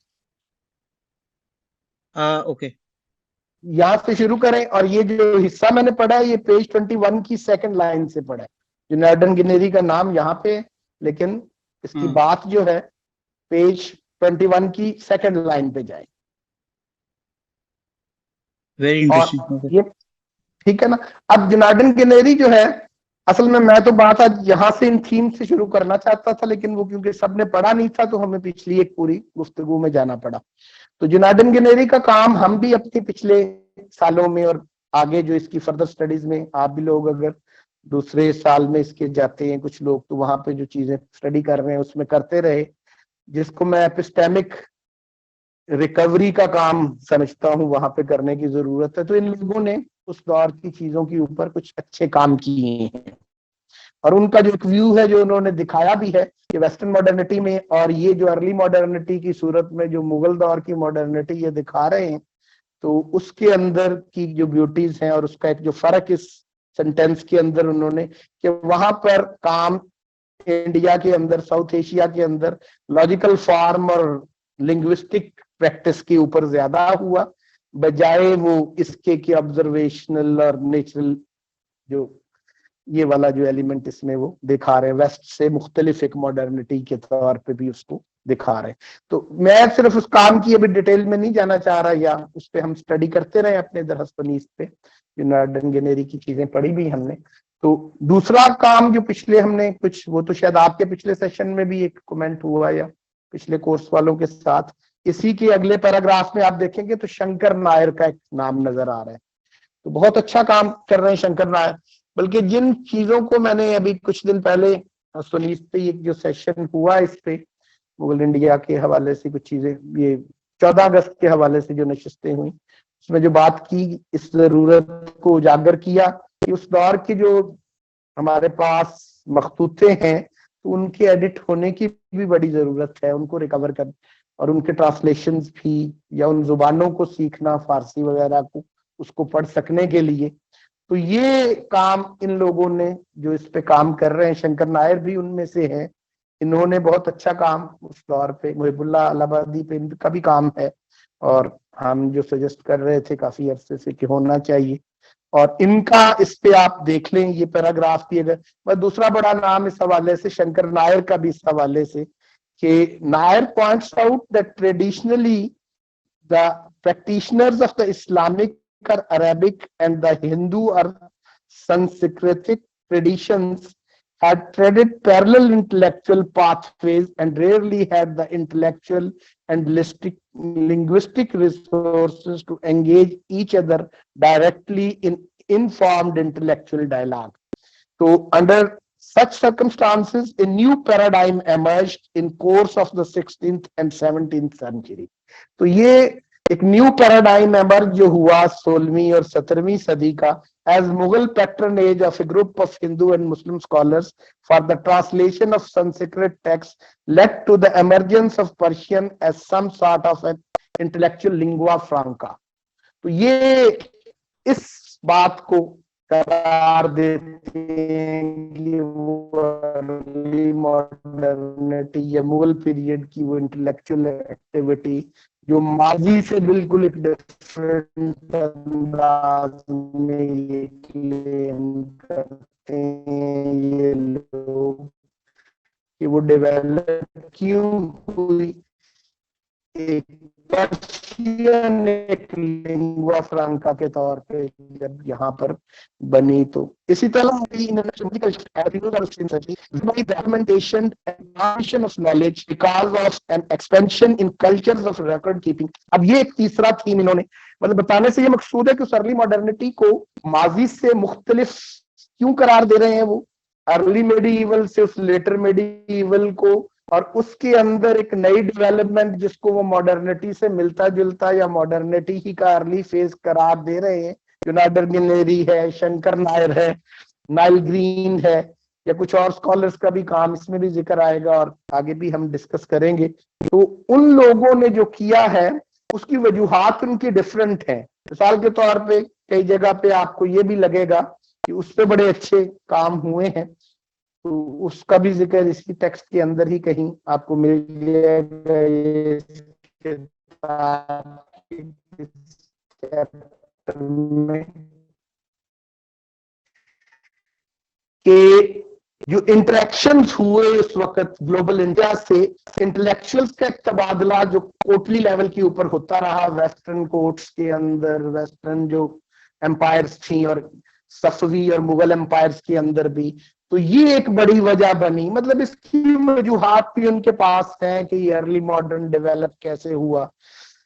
हम जिसको अर्ली मॉडर्न नहीं कहना चाह रहे और वो उसको कहना चाह रहे हैं। बहरहाल वहां पर जो इंटेलेक्चुअल एक्टिविटी एक बहुत हाई कल्चर के तौर पर एमर्ज की, उसके एमर्ज करने के ऊपर भी इन सब के अपने अपने डिफरेंट व्यूज हैं।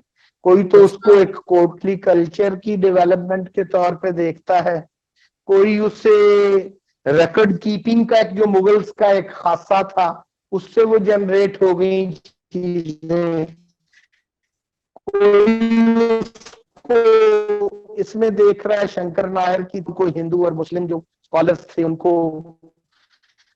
बिठा भी दिया इकट्ठा और ये सारी चीजें भी हुई।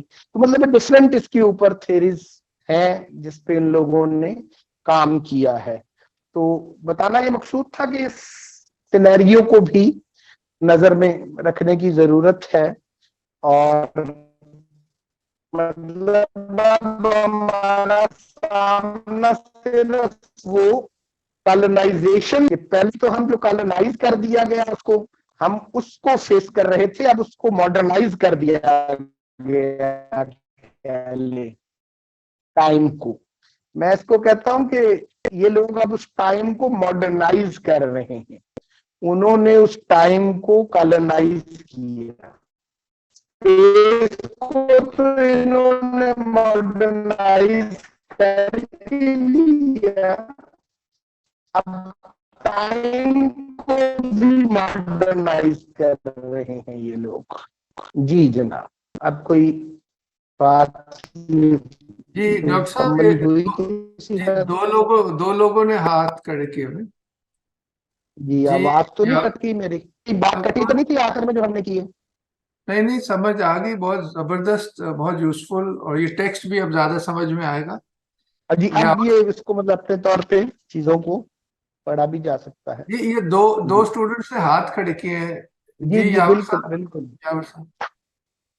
जी नहीं, बस मुझे आखिरी बात सिर्फ ये कि वो द पावर ऑफ लैंग्वेज जो डॉक्टर साहब ने अभी कहा है कि एपिमिस्टिक रिकंस्ट्रक्शन की जगह रिकवरी पे जाना चाहिए, तो that was very interesting I think, that statement, और वो आई थिंक अगले सेशंस में ज्यादा क्लियर होगी। सिर्फ यही कमेंट था।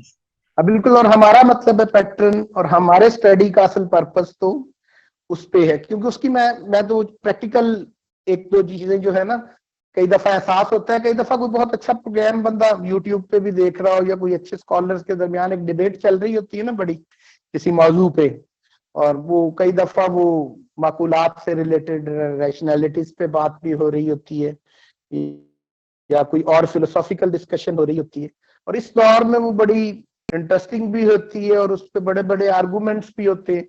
लेकिन उस दौर की चीजों को अगर कुछ को निकाल के देख लिया जाए या पढ़ लिया जाए तो कई दफा उसका थोड़ा सा एक मुतालिया करने से भी ये अंदाजा होता है कि ये बातें तो बहुत सहूलत के साथ उन्होंने तय कर दी हुई हैं वहां पर, जिसको हम बहुत बड़ी एक इंटेलेक्चुअल डिबेट या डिस्कोर्स के तौर पे आज जिस पे सरखवा रहे होते हैं।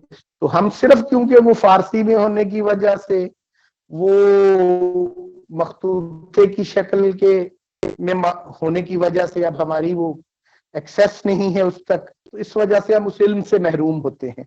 तो उससे जब निकलेंगे तो वो रिकंस्ट्रक्शन की हो सकता है जरूरत ही ना पड़े, उस एपिस्टेमिक एक्सकेवेशन या एक एपिस्टेमिक रिकवरी से उन चीजों को अनवील कर लेने से या उनकी जुबान में उन चीजों को पढ़ लेना या उनके तराजम हो जाए या वो एडिट हो जाए, तो उससे काफी सारे हमारे एकेडमिक इल्मी डिस्कशंस, डिबेट्स, मसले बहुत ज्यादा सहूलत हो जाएगी हमें उसमें, और ये बहुत करने का काम है। ये बहुत जबरदस्त बात है कि आपने डॉक्टर साहब, कि नौरीन साहिबा ने भी हाथ खड़ा किया। जी जी मेरा भी यही कंसर्न है। डॉक्टर साहब लास्ट में कह रहे हैं कि हमारा हमें एक्सेस, वो मेरा तो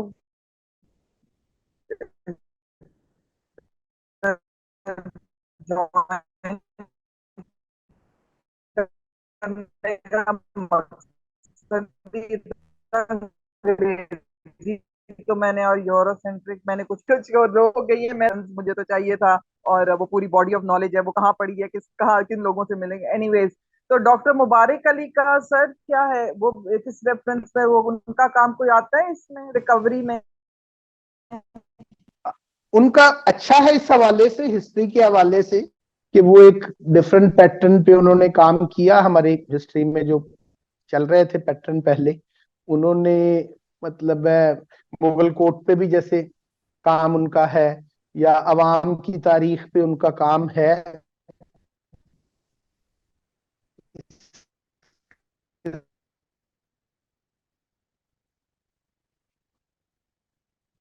but not relevant to this. किस्म की कई पॉजिटिव चीजें उनके यहाँ मौजूद हैं। लेकिन रिकवरी की बात कर रहे हैं, एक्सकेवेटिव वो, तो वो ऐसा तो नहीं है कि उन्होंने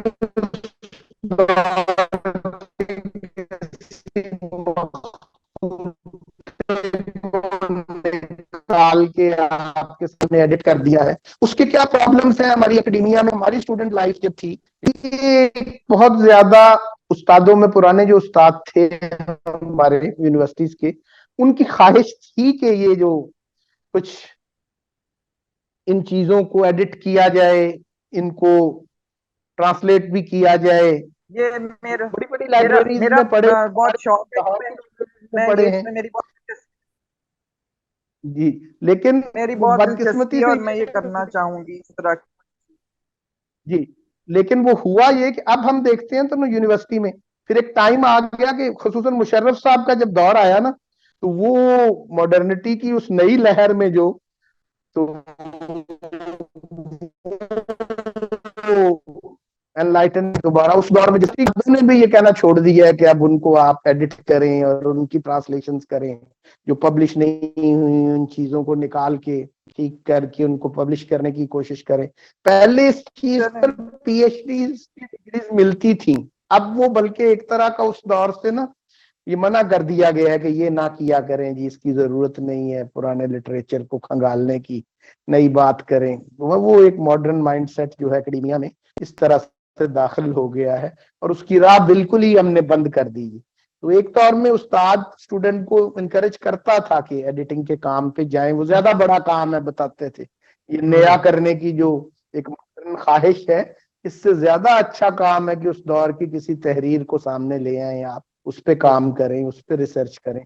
तो ये पहले असातिज़ा के अंदर ये बहुत था। अब यूनिवर्सिटीज में भी इसको इतनी पसंदीदगी सी नजर से यहाँ हमारे यहाँ तो नहीं देखा जा रहा।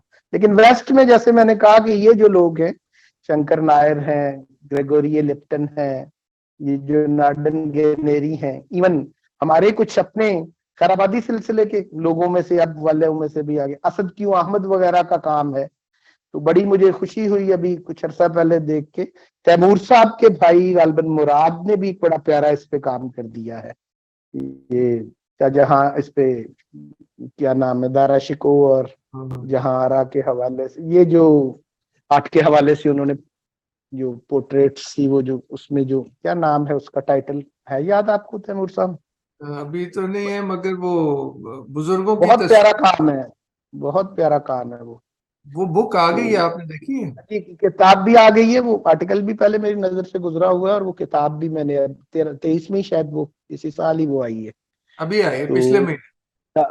फेसेस ऑफ गॉड क्या नाम है कोई इस किस्म हाँ का जी, कोई, केसेस ऐसे ही कुछ है। तो वो इस पैटर्न पे काम है जो लोग हम चाह रहे हैं। तो वो मुझे खुशी हुई कि हस्तोनीस्ट के अंदर से वो काम हुआ है, तो उसकी वैसे बड़ी वो जरूरत महसूस है। डॉक्टर साहब, सुप्रिया गांधी की जो दाराशिकों पे किताब है शायद, सुप्रिया गांधी और दारिश बिल, वो भी द बहुत प्रिंस प्यारा काम, दैट वो बहुत प्यारा काम, देयर ये इसी फ्रेंड। पैटर्न पे, मतलब हम्म बहुत काम हो गए हैं इस आई पैटर्न के। लेकिन यही मेरा वो, मुराद साहब किसी वक्त आपके इधर हुए तो उनसे भी सवाल है कि लगता उसमें भी है कि वो भी अर्ली मॉडर्न, या जिस वो एकेडमिया में वो कर रहे हैं वहां की जरूरत के तहत, तो अर्ली मॉडर्न की वो जो टर्मिनोलॉजी कहीं कहीं उसमें तो ये उनसे ज्यादा पूछने का, क्योंकि उन्होंने इस फील्ड के अंदर खुद काम कर दिया है ना अब, कि ये क्या इसको अर्ली मॉडर्न में रखना चाहिए, नहीं रखना चाहिए, या ठीक है कि नहीं। इस पे उनकी राय, उनका कोई रखें सेशन एक इस बात पे भी जी बिल्कुल अपना सर। बिल्कुल। जी उन्होंने जी। तो क्योंकि वो काम किया है ना उस फील्ड में, जो हम कह रहे हैं, सजेस्ट कर रहे हैं कि ये होना चाहिए, उन्होंने उस पे किया है। और वो क्यों उसमें आर्ट के अंदर जो एक डेवलपमेंट हुई, डिवोशनल जो आर्ट की जो एक सूरत एमर्ज हुई है, तो उसको उन्होंने बड़ा प्यारा दिखाया है उसमें, और उसकी इमरजेंस की जो चीजें हैं, तो उनकी हजरत मियां मीर के जो थे खलीफा, उनके हवाले से शाह। तो डॉक्टर साहब अब टाइम बहुत, अब बड़ी दिलचस्प बहुत सारी चीजें क्लेरिफाई हुई हैं। आखिर में अब स्टूडेंट से पूछ लें ताकि फिर हम वाइंड अप करें। जी जी बिल्कुल। कोई अगर तो प्रिया क्लैरिफिकेशन। गांधी का बड़ा अच्छा काम है अभी रिसेंट, और भी एक हाँ नवीन नकवी का कोई काम भी इस हवाले से, मतलब इस नहीं। किस्म के बड़े प्यारे काम शुरू हुए हैं अब। हम्म। वैसे शेर अली तैमूर तरीन। साहब, ये शेर अली अच्छा।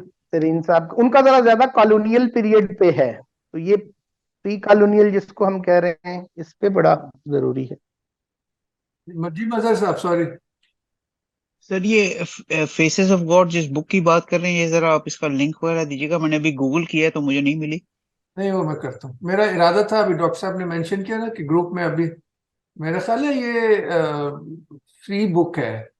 ये जहाँ तक जी। मेरा ये। जी। तो वो मैं आपको लिंक भेजता वो हूँ। आर्टिकल तो वो पढ़ा है मेरा ख्याल नेट पे, उनका जो उस पे जो अब वो मेरे ख्याल से सिक्स बुक भी अमेरिकन पूरी डिजिटल बुक है और ये open digital source digital book है, बिल्कुल वो। है। आपसे भी शेयर करता हूँ। जी। जी सायरा, कोई सवाल या कोई कंफ्यूजन तो प्लीज। सर कंफ्यूजन तो है, लेकिन वो मैं रीड करके नेक्स्ट टाइम इंशाल्लाह पूछूंगी। जैसा कॉलोनाइजिंग की बात हो रही थी, तो मुझे उसका इतना आइडिया नहीं है, तो मुझे रीड करना पड़ेगा इस पे। वैसे काफी इंफॉर्मेटिव सेशन था, thank you so much. Atiya, आप कुछ, आप तो आती जाती रही हैं वैसे, मगर कुछ सवाल या ऐड या कमेंट करना चाहें तो कर सकती हैं।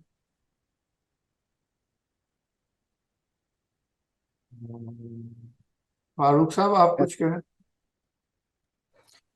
जी मैं एक तो ये कि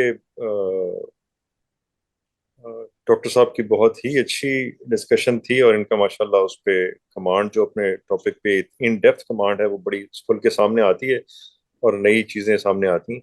मेरे जहन में एक सवाल जो उभरता है वो ये है कि जिस चीज को इन टाइम वो कह रहे हैं कि बल्कि जिस वक्त कॉलोनाइजेशन हो रही थी, और उस वक्त बड़े एक एक खास इंटेंट से कॉलोनाइजर्स ने उसको पुराने कल्चर को, बेशक वो मुस्लिम इंडिया रहा हो, मुगल इंडिया, या उससे पहले का रहा हो, उसको डिस्क्रेडिट करने की, उसको बिलिटल करने की जो कोशिश थी, वो जो बड़ी कामयाब रही, जो जो कल्चर में भी, ड्रेस में भी, हर चीज में उन्होंने की, उसकी एक बड़ी खास इंटेंट थी, और उसकी एक बड़ी, उसके प्रैक्टिकल पर्पस थे, उसके मतलब टारगेट्स थे उनके स्पेसिफिक, जो उन्होंने बड़े कामयाबी से अचीव किए। अब हम उसको एक तरह से, हम जिस तरह कह रहे हैं डीकोलोनाइज करना चाह रहे हैं, जाहिर है कि उसकी इंटेंट्स भी हैं, हमारी अपनी इंटेंट्स हैं। और एक और बात यह कि एक जो मल्टीपल लोग ये काम कर रहे हैं इसमें, मिसाल के तौर पे जो एकेडमिक काम कर रहे हैं, उनकी अपनी एक इंटेंट है, उनकी एक इंटेलेक्चुअल वो भी है, कंपटीशन भी है, क्यूरियोसिटी भी है। आपका इदारा हसन ईस्ट भी मेरे ख्याल है सिमिलर किस्म का काम कर रहा है, पुरानी चीजों को रिवाइव कर रहा है। तो एक तो ये कि इंटेंट भी फर्क होती है, पर्सन टू पर्सन, इदारा टू इदारा। इवन जो इंडिया में लोग काम कर रहे हैं उनकी इंटेंट और है, जो इधर कर रहे हैं उनकी और है, जो पाकिस्तानी और इंडियंस बाहर बैठ के कर रहे हैं काम, उनकी इंटेंट और है। और सेकेंडली फिर एक ये, मैं फर्दर मतलब जो सेशंस होंगे उसमें डॉक्टर साहब को आई रिक्वेस्ट के इसको एड्रेस करें। और सेकेंडली ये कि इसकी प्रैक्टिकल वैल्यू, जिस तरह मैंने कहा कि जब इसको कॉलोनाइज किया गया था तो उसका बड़ा स्पेसिफिक प्रैक्टिकल टारगेट था उनका, उन्होंने उससे को मटेरियल चीजें अचीव करनी थी। इसके अंदर भी जिस तरह इंटेंट मुख्तलिफ है, प्रैक्टिकली अब इसकी यूटिलिटी क्या है, इससे हम क्या हासिल कर सकते हैं, चीज तो बहुत इंपॉर्टेंट है, बड़ी इन्वॉल्व है, लेकिन इससे हम क्या हासिल करेंगे, क्या हासिल कर सकते हैं, ये भी हर एक का टारगेट, हर एक का एम मुख्तलिफ होगा। तो इसको सब्सिक्वेंट सेशंस में इस पे थोड़ा आप वो रोशनी डालिएगा। बाकी बहुत अच्छी बातचीत हुई, बहुत शुक्रिया। इस पे एक हम वैसे तो हम डिटेल में उधर करते ही रहेंगे इस पे, तो प्रैक्टिकली इसका जो फायदा हम लेना चाह रहे हैं उन बेशुमार फायदों में से एक ही होता है जो हमारे अगला सेशन भी जैसे एजुकेशन पे आना है कि उस पे हम ये वाली जो कॉलोनियल मॉडर्निटी हिंदुस्तान में जैसे पैदा हुई और उसके बड़ा असर जो आया, हम कहते हैं जी हमारे एजुकेशन सिस्टम पे, ये स्कॉलर्स का जो कहना है कि उस पे बड़े असरात आए, तो colonial pattern of education emerge करके सामने आ गया इससे, और हमारा अपना रवायती जो तालीम थी उसका जो पैटर्न था वो बिल्कुल खत्म हो गया उससे। तो ये एक प्रैक्टिकल नीड उसकी ये भी है, अगर हम लोग इसमें इंटरेस्टेड हैं या हम चाहते हैं कि हम अपने उस पैटर्न ऑफ एजुकेशन को या उसकी आज के टाइम के अंदर रेलेवेंस जो है उन चीजों को समझें, देखें, तो अगला हमारा सेशन कुछ इसी किस्म का है कि वो ये जो एजुकेशन के अंदर जैसे एक पैटर्न शिफ्ट आ गई है इस कॉलोनियल मॉडर्निटी के जेरे असर, उससे पहले हमारा एजुकेशन का पैटर्न कैसा था उस मुगल पीरियड के अंदर, और वो आज हमें किस तरह उससे कोई फायदा हो सकता है। तो इस किस्म के प्रैक्टिकल नौइयत के भी काफी सारे एवेन्यूज हैं जो इससे एमर्ज करते हैं। उसमें मिसाल के तौर पे एक एजुकेशन वाला हमने इन सेशंस में भी आगे रखा हुआ है। और इसमें मैं ये ऐड करना चाहूंगा, इसी तरह जो हम आर्ट और आर्किटेक्चर करते हैं अस्तनीश में, वो तो आज ही की चीज है ना। आर्टिस्ट ने आज बात करनी है, आर्किटेक्ट ने आज बिल्डिंग बनानी, तो उसका करंट एप्लीकेशन तो बहुत है। यावर साहब, आप एंड में कोई जुमला कुछ कहना चाहेंगे? नहीं सर, मेरी बात तो खत्म हो गई, थैंक यू, वेरी तो नौरीन इंफॉर्मेटिव। साहब, ये सिर्फ जी जी, लिंक्स वगैरह शेयर कर दीजिएगा जिन ऑथर्स की बात हुई थी अभी। हाँ जी, अच्छा, इसमें एक चीज, मैंने ये आर्टिकल जब 2-3 दिन पहले रीडिंग के लिए शेयर किया था आप लोगों से, तो इसके वो इब्तदाई जो 27 पेजेस किए थे, मैंने कहा वो ज्यादा पेज देख के तो थोड़ा सा डिस्करेज ना हो जाए, आप कितने पेज पढ़ने, वो 45 पेज का था ये, तो पहले मैंने वो नफ्सियाती तौर पे जरा आप रिलैक्स्ड रहे 27 सफ़ों वाला कर दिया था। बाकी रिमेनिंग